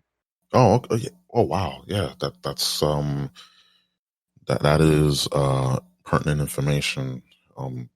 They really do run the asylum there because like you see it, like you see aspects of it, you see hints of it. It's and I know WWE, they have their own shit, they have their own fucking issues. We know this, we all know this. But AEW, it's just crazy how on one side, oh, WWE, they're pulling talent down. They're not letting people, do their thing. They're not giving them creative control. They're not giving people a chance. This, that, and the other. But then you go AEW, it's like, oh, AEW is the greatest. Each company has their bright spots and their positives and their negatives. But I just thought of this because all right, yeah, so the people that complain about being held back are the ones that you can clearly tell were never stars. yeah, Because you look at Rusev. We all liked Rusev. We all chanted Rusev Day. Goes to AEW and he's in a really just god awful gimmick with Kip Sabian or Pip Sabian. I have to correct myself. yeah, And comes out the first night wearing a Mickey Mouse or a Minnie Mouse T-shirt. And you look at Bobby Lashley, and he's a WWE champion. It's like, gee, that kind of tells you how both guys actually are. yeah, Like that goes to show you that Rusev more than likely was a problem. That he was kind of an asshole, and that's yeah, why they didn't put him over. You look at John Moxley, who just you can clearly tell he learned nothing after being in WWE because they wouldn't let him do his stupid indie garbage deathmatch shit. yeah, But you look at the other Shield members. Look at Roman Reigns. He's doing the best work of his career. Seth Rollins, you can go mm, back and forth on, yeah, but he's still there. They still treat him like a top guy because maybe they're just easy people to work with. John Moxley probably isn't an easy person to work with. And it's like The Miz said, he is lazy.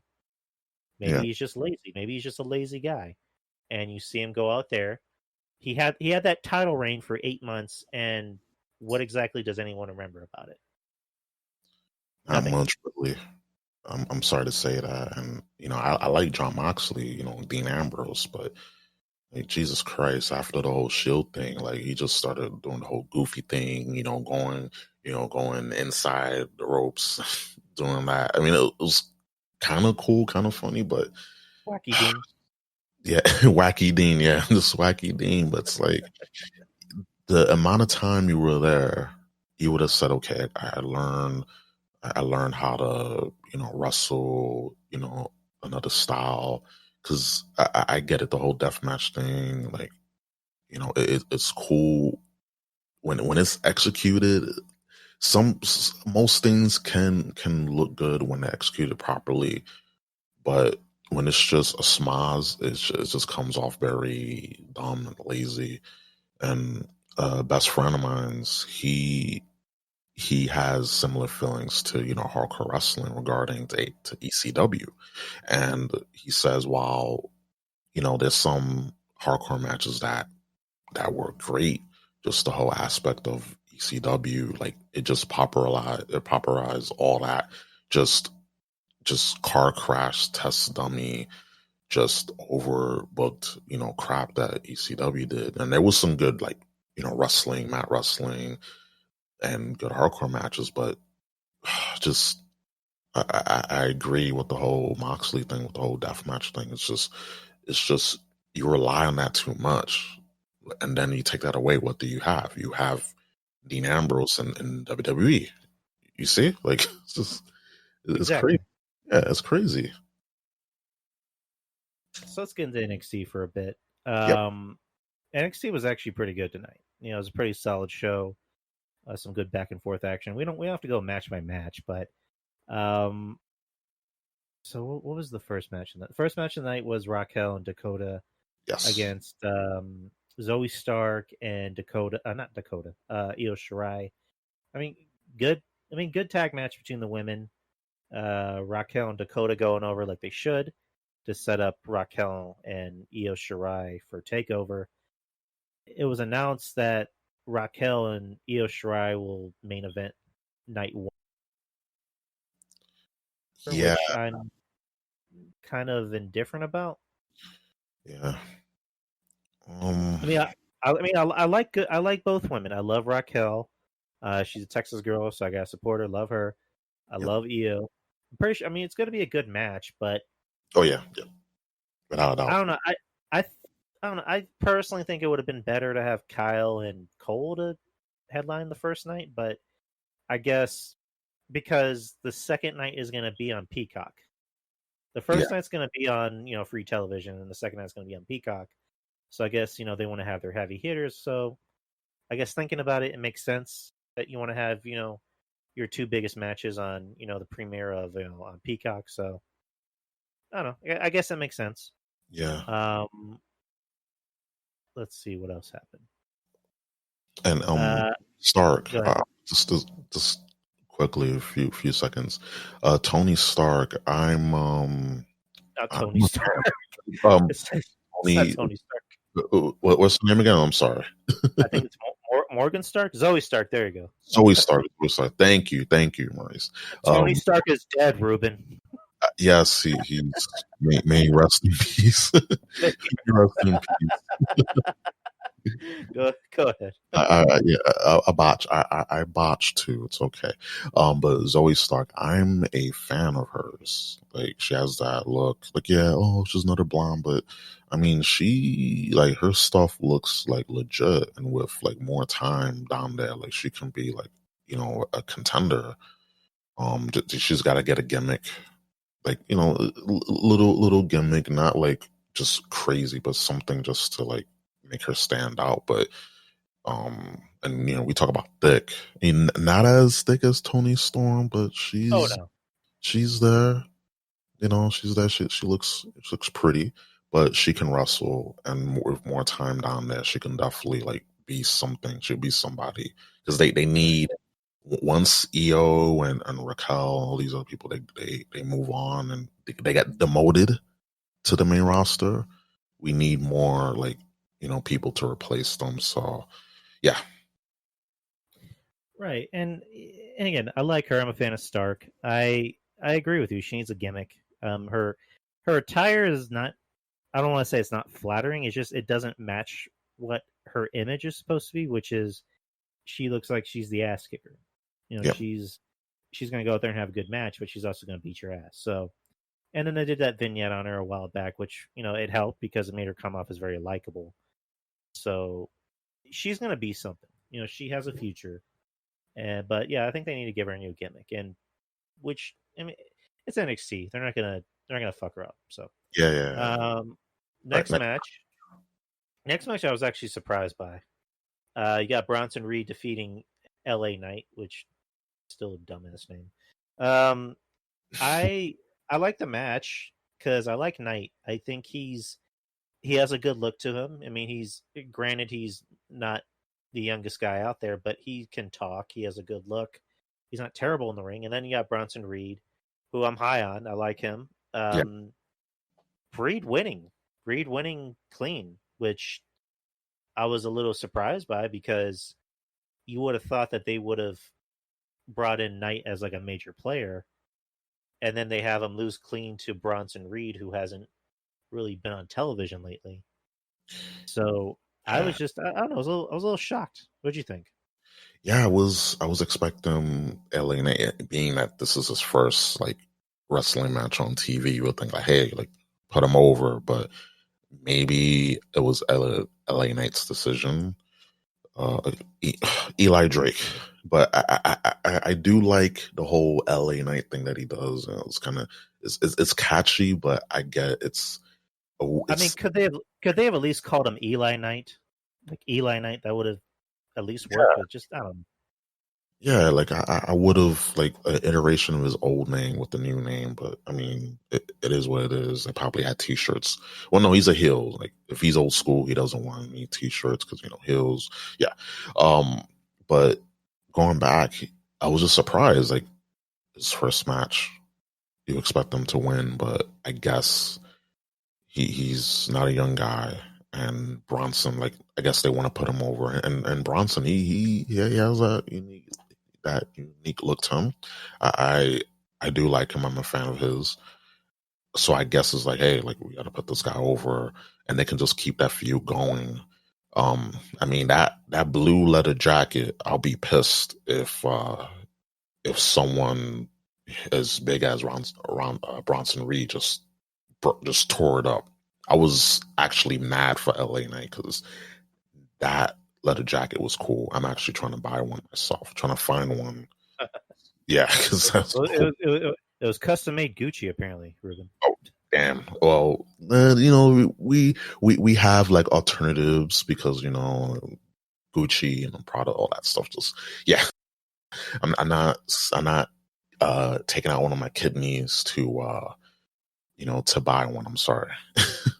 I'm sorry. Well, you might have to. You might just have to, Ruben. I might, but I mean, I do love my whiskey and vodka. Not together, of course, but I do love my alcohol. So yeah, I need both of my kidneys.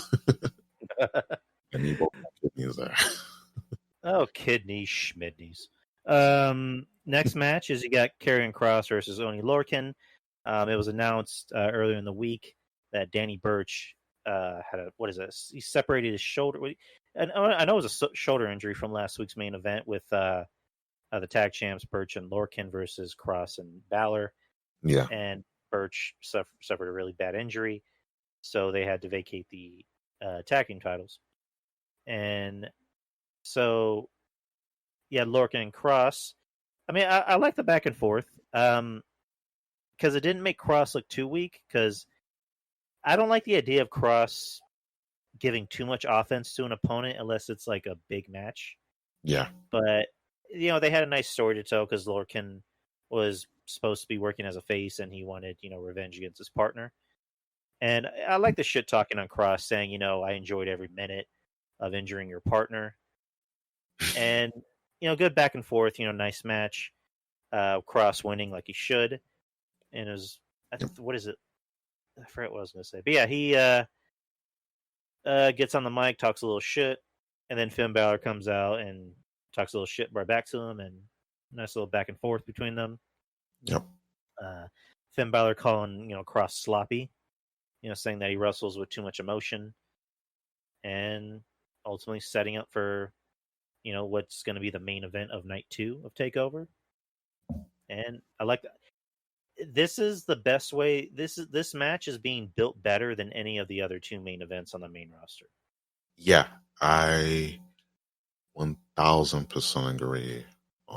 Just and not to get too sidetracked, but just with both title matches, Universal WWE title respectively, they just been. I feel like Edge is a third wheel, and I feel like Edge should have challenged if McIntyre had the belt. He should have challenged Drew for the WWE title and had Daniel Bryan face Roman, but had Roman go over Bryan. Because I think people are like, oh, people want Daniel Bryan to win. Like, no, like I'm a fan of Daniel Bryan, but I don't want him to win because Roman Reigns, he is doing some great shit on SmackDown. Right. Like he's the reason why people watch that show because everything else is just unwatchable. I mean, well, Bayley. Besides, I think SmackDown is more watchable than Raw. I mean, that's for damn sure. I mean, because aside from Roman, you got the Daniel Bryans, you got Bianca Belair, Bayley, you got Cesaro. The talent is there on SmackDown. It's definitely a lot more watchable than Raw. But go ahead. Yeah, like you have you have your Roman Reigns, you have your Baileys, you have your Daniel Bryans, you have your Biancas, you got Cesaro, Big E's, Apollo Crews, which I love what they're doing. But oh yes, yeah, like it's just we should have had this like years ago, but we got it now. It's cool, but going back, like they I feel like they screwed up every single match in this for WrestleMania.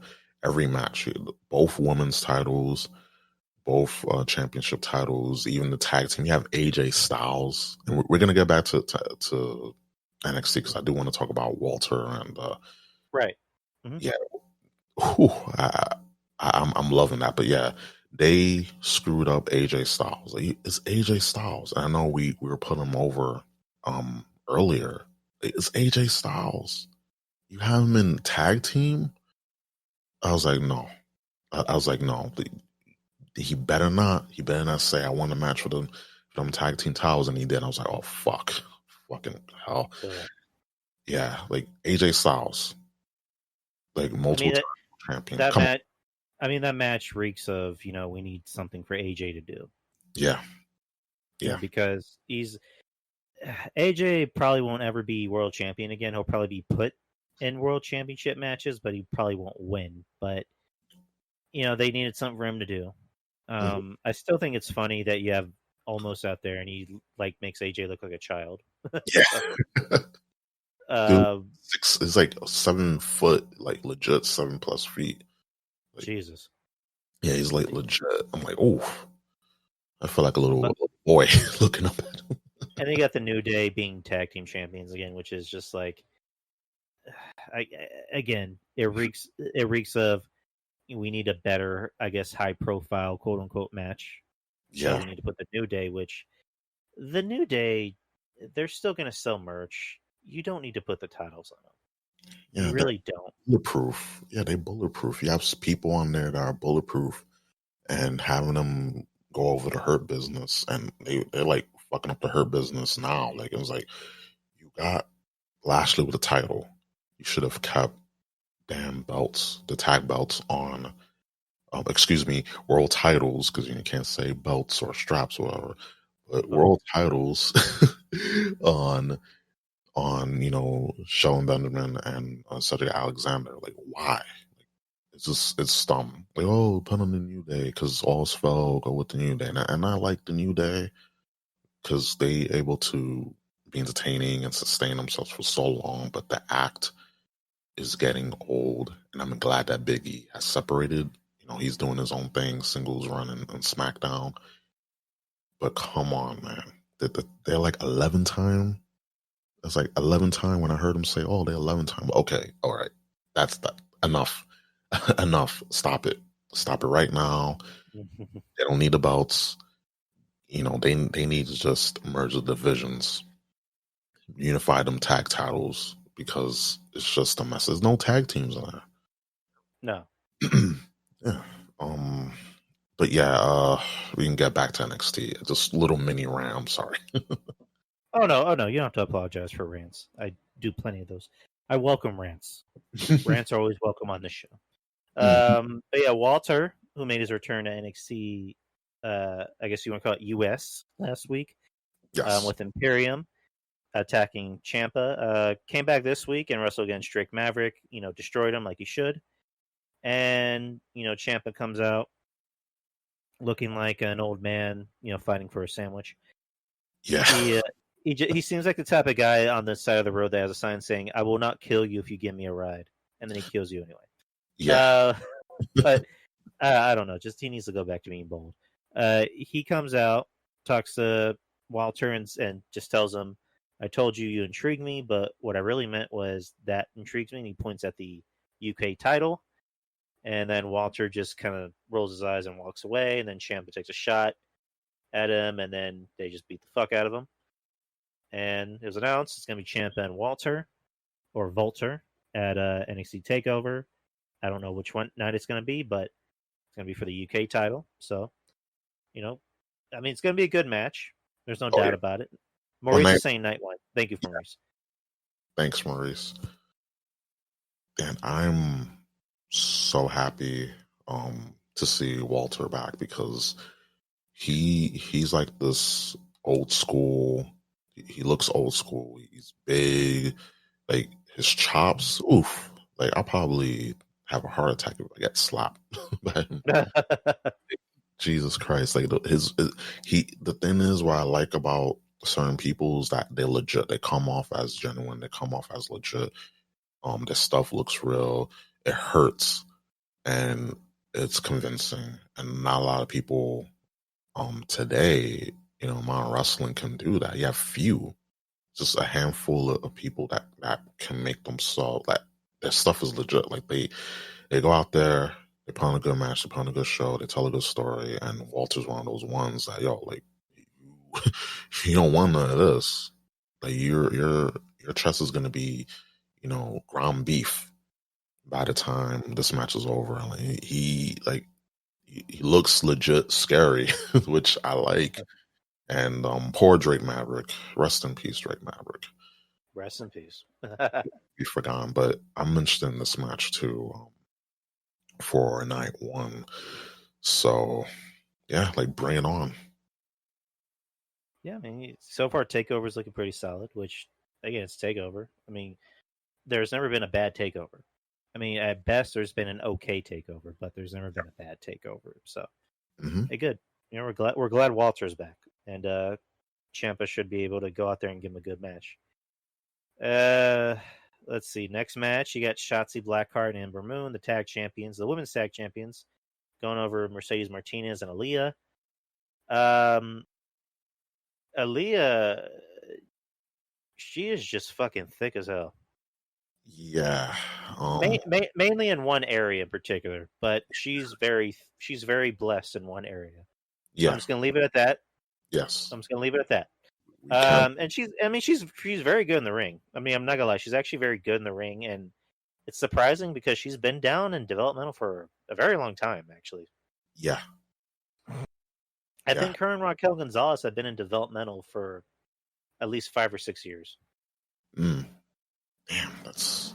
It's weird because Liv Morgan in her documentary on the network, or the former network, was saying, when she was in developmental, Aaliyah helped her with her promos. I'm like, fuck, how long has this girl been in a developmental? Like, Jesus.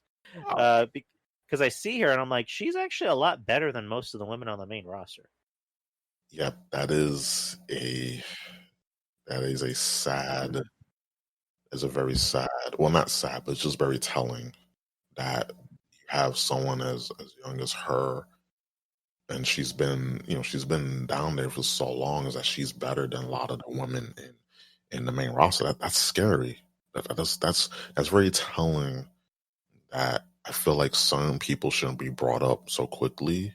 Like you have Lacey Evans shouldn't have been brought up so soon, but she has the look. She's like Charlotte light, like the light version of Charlotte. Who else? That's like the only one. But there's so many other people. Well, Nia Jax, I think she should be like, she shouldn't be in wrestling, but that's just my opinion.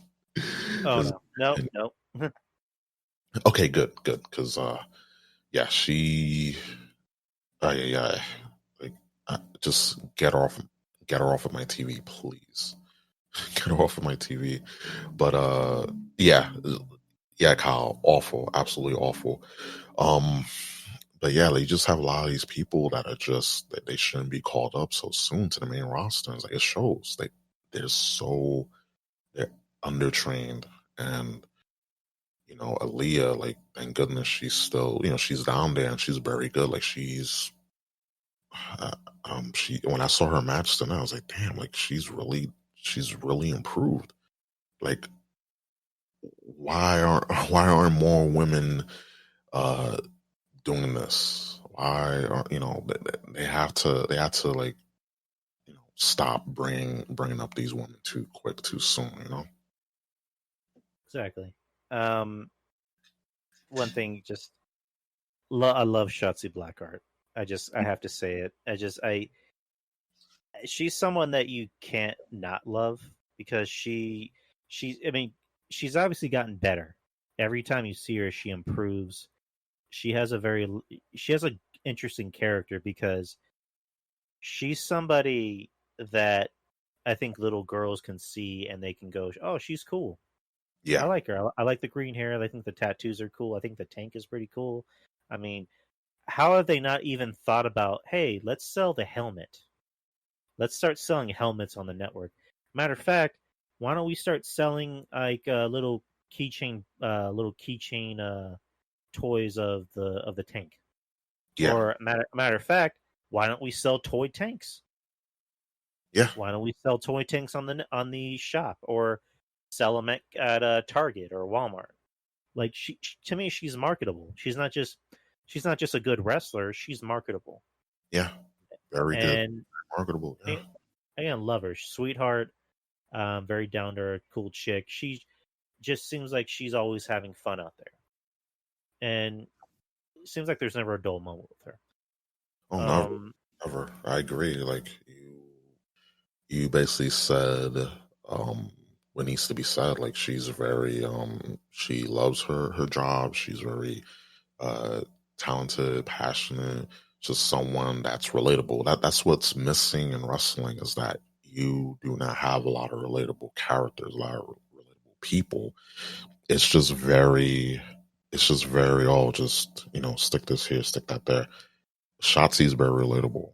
Like she's very like, oh, I can, hang out with her and have like a beer or whatever.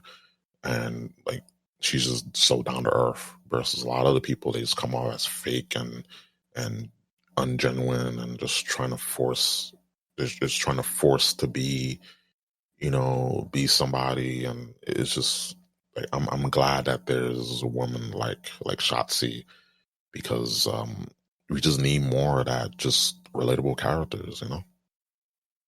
one thing I didn't know is that she actually tried out for Tough Enough years ago. Did you know that? No, I didn't know that. A clip came up and she was on Tough Enough, and I'm forgetting what the year was, but Chris Jericho was one of the judges, and he was kind of a dick to her. Like when I saw it, like because with Tough Enough, they would do the thing where they would choose two people that they thought were, I guess, the weakest of the bunch, and then they would just get rid of the other one. And he was kind of a dick to her. Like he was trying to get in her face and tell her why should you be here? Why do you think you should be here? And she's just saying straight up, I love wrestling. I think I can make a really badass wrestler. And he tells her straight to her face, personally, I don't think you should be here. But it's not up to me. And he eliminates the other girl. And then later on, she actually had to be medically disqualified because it was found out that she had a heart condition. Oh no. Yeah, like she had to be. It was kind of emotional to watch it because you see how hurt she was, Yeah. and because Lita was one of the judges and she was nice to her. She was giving her a hug and she's saying I've always wanted to do this and this sucks. And Kyle was saying it had to be in 2015. 6 years later, she's one part of the women's tag team champions on NXT, and she's one of the best women in the company. And just to see how far she comes, I'm a sucker for inspirational stories. I'm a sucker, hearing stories like that about good people, getting good things for them. So just good for Sashi. I mean, not Sashi, Shotzi. Yeah. So good for her. I'm glad that she's getting better opportunities. So good for her. Yeah, that's crazy. I didn't know that she had a heart condition, that she wasn't tough enough as well. I was like, wow, like that. See, like things like that. Um, I mean, and I don't wish anyone to have like a heart condition or anything, but just the fact that for something that you love and something you want to do, and it's taken away from you, at the moment, and then you fight and you fight to get back to that, and it's a good like feel good story and something again relatable because there's people who had dreams or still have them, and something happened. It could be family, it could be health that got in the way, and it just forced you to put your dreams on hold. And she came back, and that's just something to inspire to. And also with the helmet, I remember like this is where I remember with the whole helmet that I think her rental car got stolen and her gear was in it and her helmet was in it, and they found the car and she was like so emotional because the helmet, like, it meant something. It was like it was something that was near and dear to her, and when she got it back, it was very emotional. And I was like, damn, like, and some people, oh, just the helmet, but it's just people, when you have something like a keepsake and you lose it, you feel devastated. But then when you find it, it makes you whole. Like certain items that people consider as keepsakes, they have meaning, sentimental value and meaning, and like again, relatable. It's just we keep talking about it, and it just makes us like her more and more. You know. Exactly. Um. So where the fuck was I at? Oh yeah, so they won the match. They retained the titles. Yes. So the next match, we actually talked a little bit about, at the beginning of the show. You had the cruiserweight champion Jordan Devlin versus Kushida. Um, I told you I fell asleep during the match, not because the match was bad. It's just I don't know. I was just really tired. I was beat. Like I told you, I was just really beat, Yeah. and I was just kind of like nodding at it. And I woke up towards the end of the match. Was it Delegado Fantasma came out and tried to distract him. Jordan Devlin came back in and got the pin on Kushida. It was a non-title match, and Kushida took out the other two. The other two guys, their name escaped me. Yeah. And Escobar comes in. They have a face to face. Him and Devlin. Shawn Michaels comes out. His music hits, and you just see him pull a ladder out from under the ring, and then push it in the ring. So I don't know if they made it official, but I mean, because the match was already official, but I don't know if they made the stipulation official that it's going to be a ladder match, similar to, WrestleMania 10, Shawn Michaels and Razor Ramon, for, in a ladder match for, the Intercontinental Championship. Good match, by the way. Oh Classic. yeah, oh yeah, one of the best. Yeah. And now this is going to be a ladder match, which I mean, this can we say it's going to be a show stealer? Kind of similar to Shawn and Razor. It was I'm good. It was go ahead.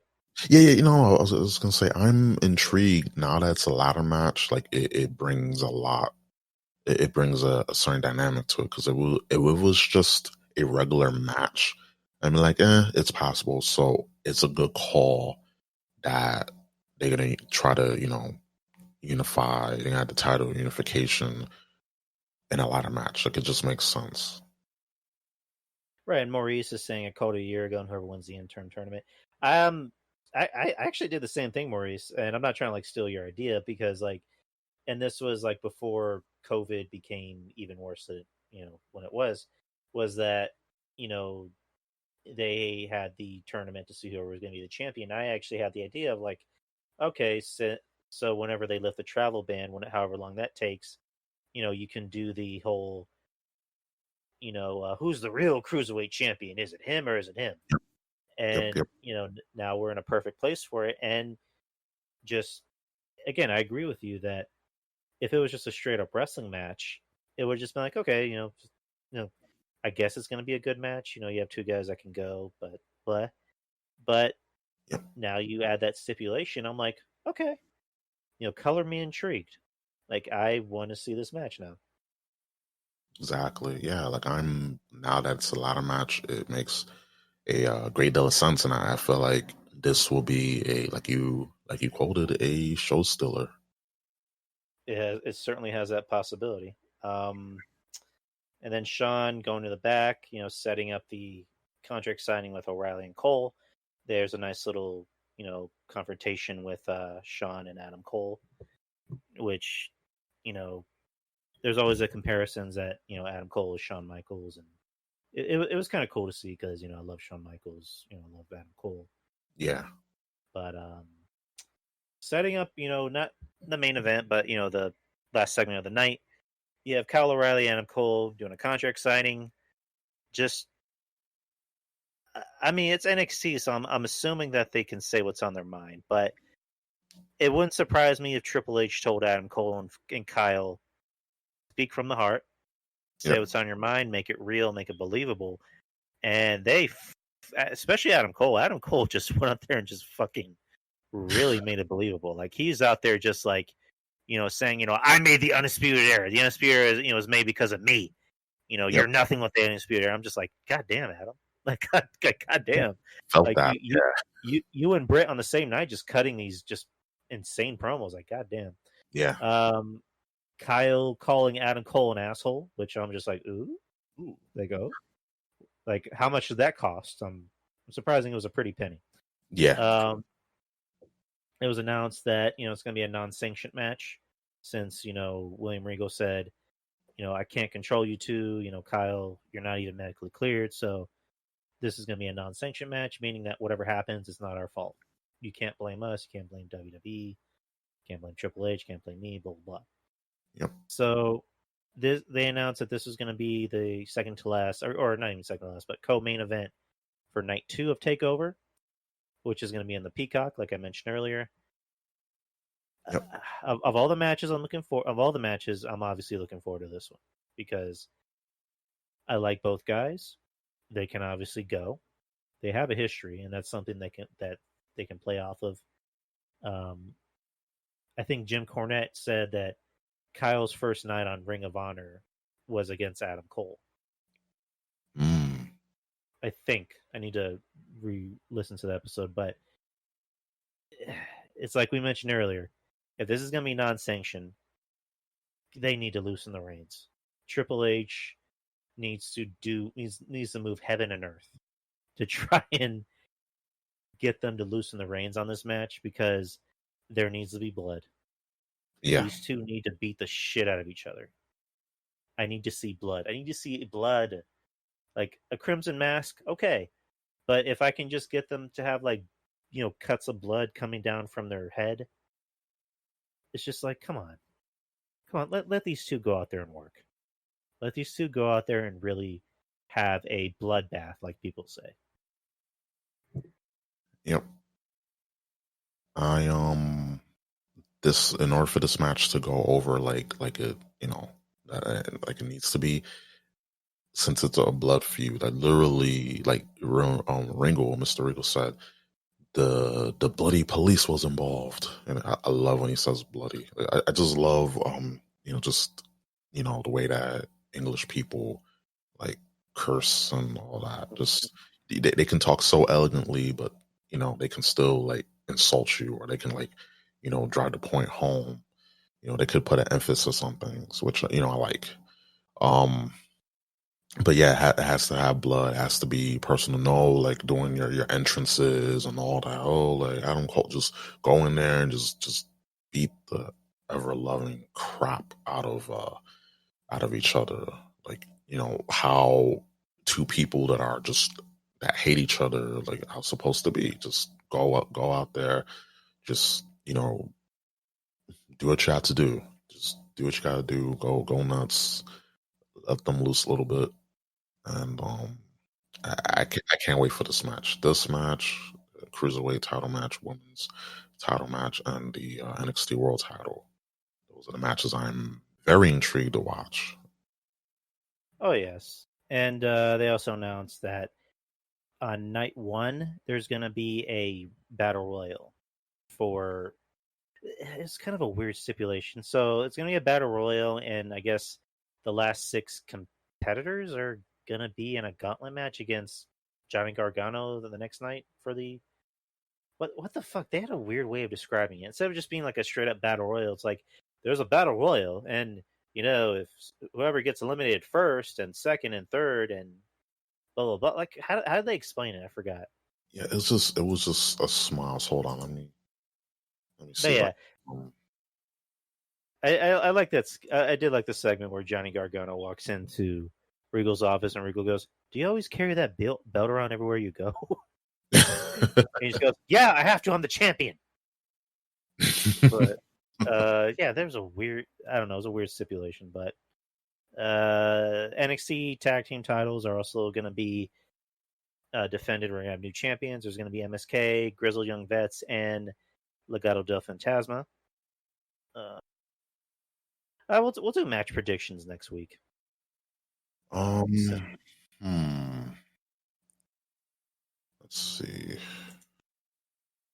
Okay for the NXT title. I think obviously we got to go our man, Karen Cross. Like, well, no, let's do predictions for next week. Okay, we can like save that because I know the pay per views next week. But yeah, like that's Well, no, I was asking about like the stipulation for that battle royal, oh because there's some weird stipulation, like it's like, if one person wins and the next person wins and blah blah blah. I'm like, let me see. um, so it's not a battle royal, or what the fuck is it? Let's see. Let's see here. Okay, so the Gauntlet Eliminator. I think what they're gonna do is the Battle Royal. They're just gonna have like I don't know, like 10, 12 people. Just everyone that was on the graphic. Yeah, 12 men. Yeah, 12 men, and then the final six.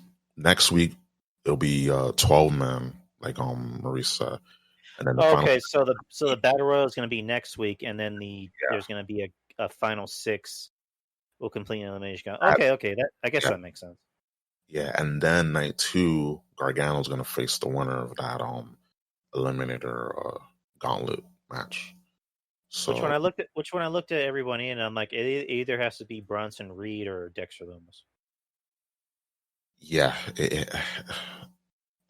man, they I love Dex Loomis. Like he just he in in Impact when he was on Impact, like he had a lot of promise, but just being in NXT, being you know being down there for a little bit of good amount of time, I should say, has really helped him. And doesn't need to talk. He doesn't need to say nursery rhymes or whatever. He just needs to go out there and do his thing, and he's been doing that. So, and Bronson Reed, like he's like I'm digging him. Like we need more big men. Like he stands out because there's too many just guys that aren't like tall or big. That can wrestle.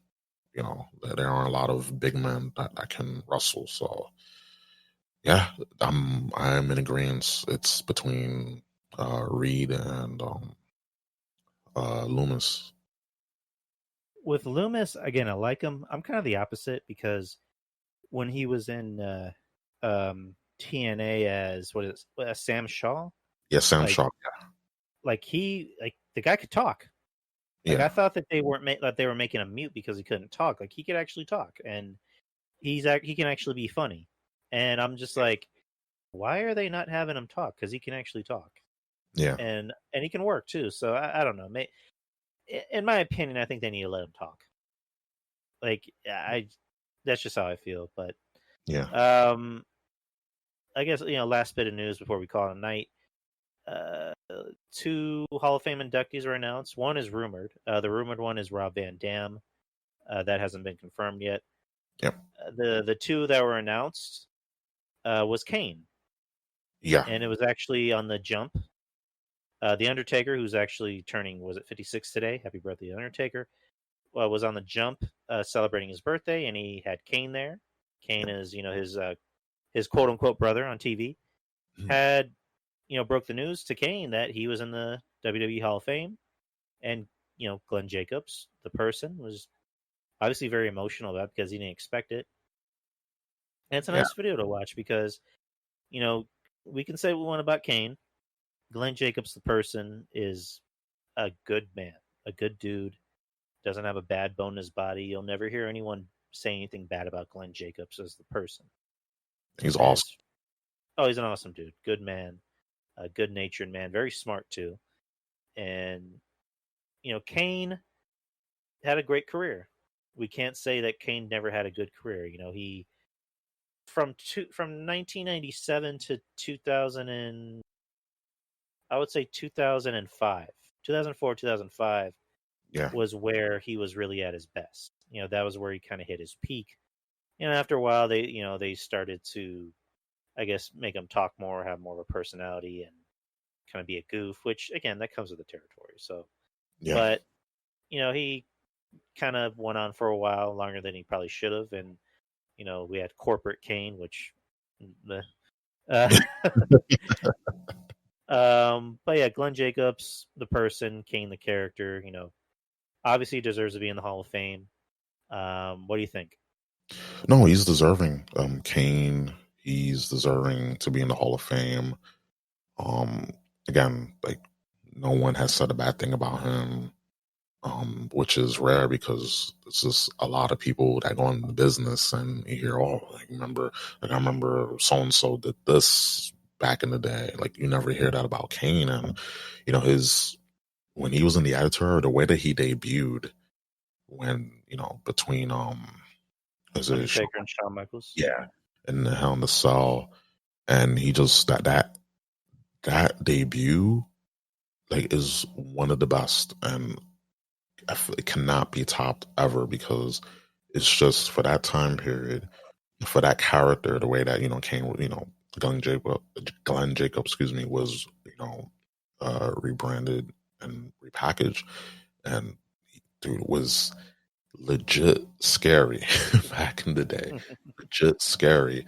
So like him, just being this, you know, quote, just not to use a pun, but just the big machine, just a big, just powerhouse, and he looked the part, played the part, and even after his career, he reinvented himself with the whole Hell No, with the whole May the May was it the May 15th thing, the See No Evil bit.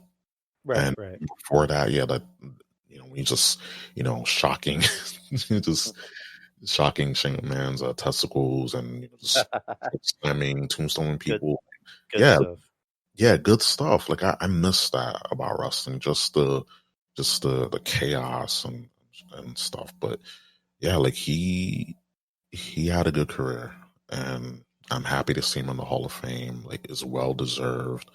He can be right next to Undertaker, and among the class, and yeah, like awesome dude, awesome guy. Speaking of well deserved, the next inductee into the class of 2021, the Great Khali. He Uh, actually, they actually were able to get a statement from the Great Khali, and I quote. I'm sorry. What? Hall of Fame. Okay.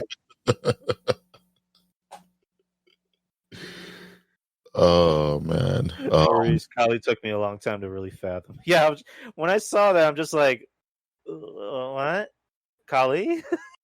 I guess Big Show is kind of. I mean, they're gonna induct Big Show next year. It's no big deal. They're gonna induct him next year. Kyle's right. At least they saved him for what chance with no fans. Yeah. Oh my god, But, they have to have somebody freaking try and talk for him because how is that going to work out? yeah, his English isn't good. Um, he dude can't walk. Like I remember when he debuted.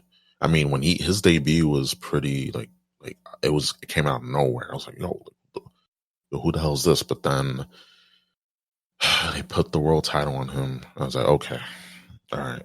I remember that. Yeah, That was a dark time. dark time. I mean, they talk about they put the title on Jinder It's Mahal. it's like first Benoit, then the next month Great Khali. Like what the fuck? Yeah, yeah. Like what was worse? Khali being champ. I'm kidding. Kidding, guys. Don't get your panties in a bunch. We're kidding, but it was definitely Khali, but go ahead. yeah. But when people say, "Oh man," like WWE went down the drain they had um when they had this guy the great Maharaja be WWE champ. I mean, if they would have booked him, differently, he could have been okay. Okay, not like like the best since Austin and all. No, or Brett. Hell no.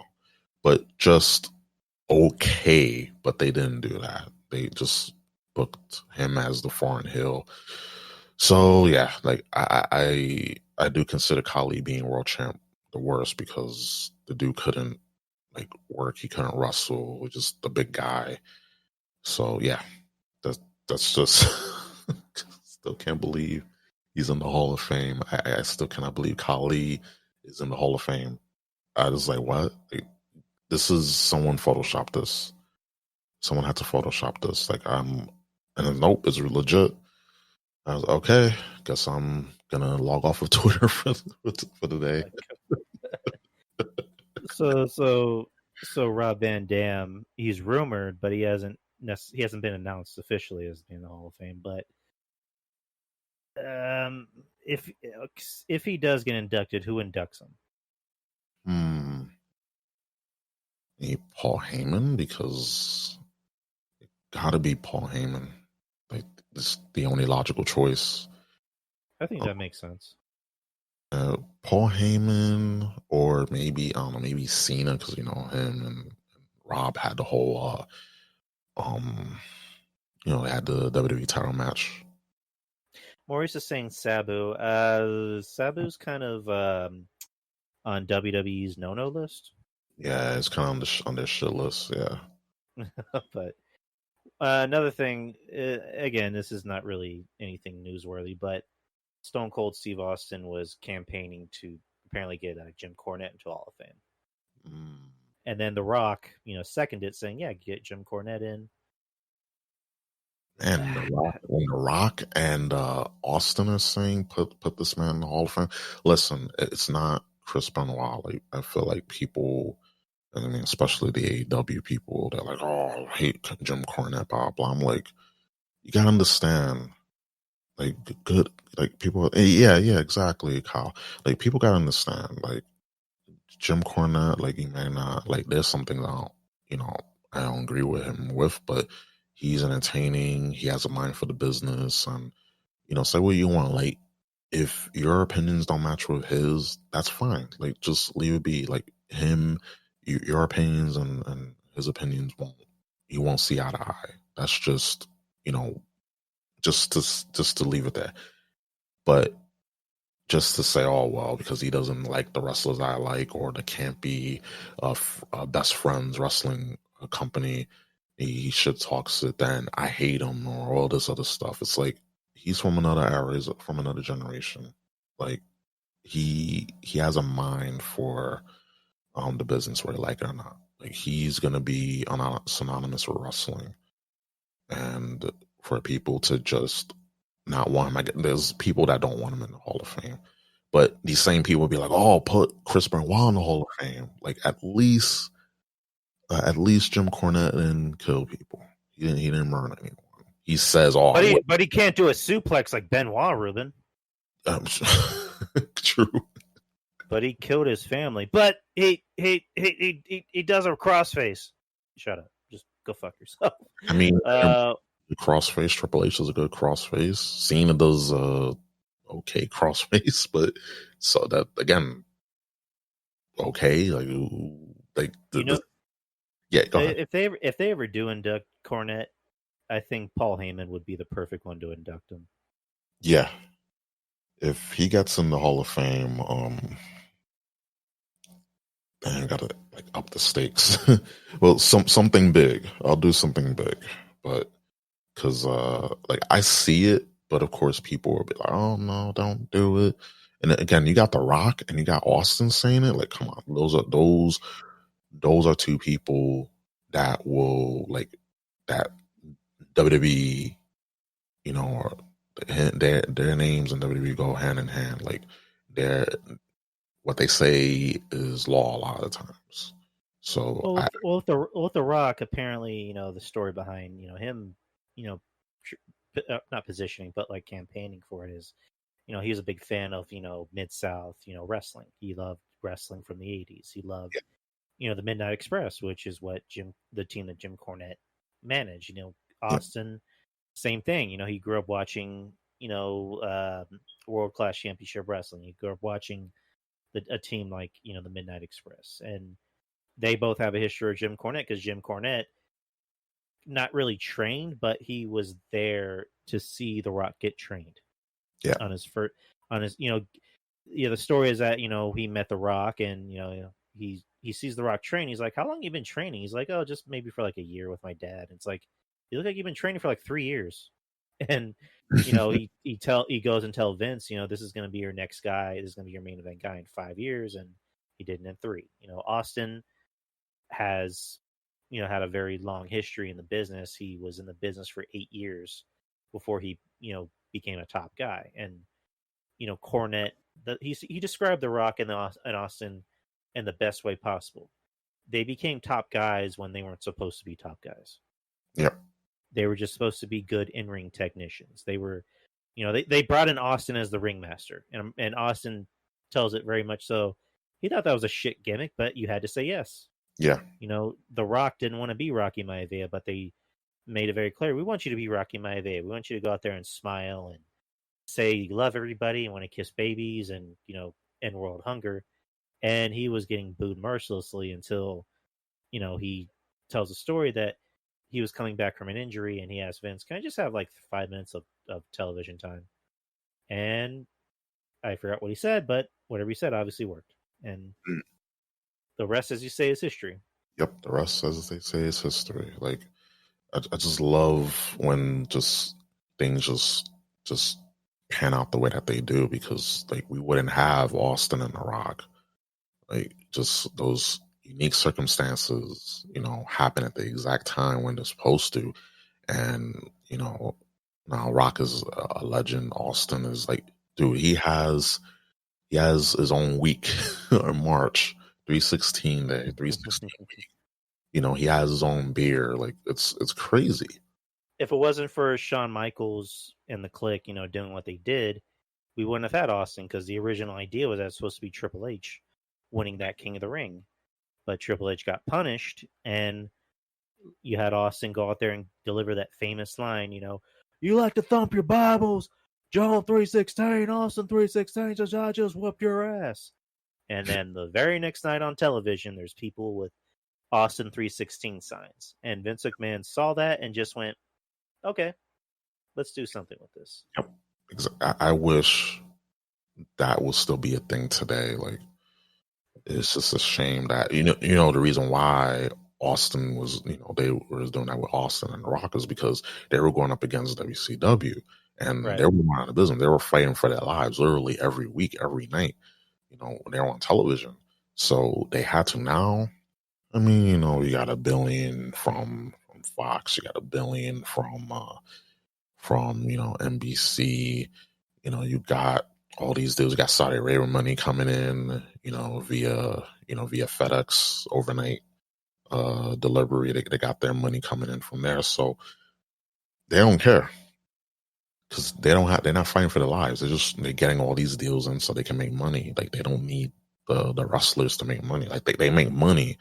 Like, you got your Romans, you got your Cenas back in the day, but no one really draws much, and that's why they have all these deals. So they don't have to fight for their life now. They're good. Oh, I'm making so much money more. I can count. It's like, they're good. Right. Let's kind of close out the show. We kind of went over everything we wanted to. Go ahead and plug yourself, man. Certainly. First of all, thanks for having me again. Absolutely. Like I told you, whenever you need me to come on, I'll come on, and we'll talk. We'll talk shop, have fun, and you can find me when I'm not on Drew's show. You can find me on. I have a podcast, Ruben Prime podcast. I talk a little wrestling. I talk about current events, pop culture, things of that nature. Just anything that interests me, anything I have an opinion on, I'll talk about it. Trying to line up some guests in the near future. So, if you want to be on, ring. Man. Yeah. Absolutely, man. Let's make it happen. Definitely. And I'm on Twitter. Lord help us. Unfortunately, we have to be on. I mean, we don't have to, but it's like you kind of have to be, but you don't have to. Right, I'm on Twitter at Ruben Prime _3. and I don't use Instagram that much, but now I'm gonna plug it. But yeah, like I also have a Twitch as well. I play games, a lot of retro. I'm a big retro guy.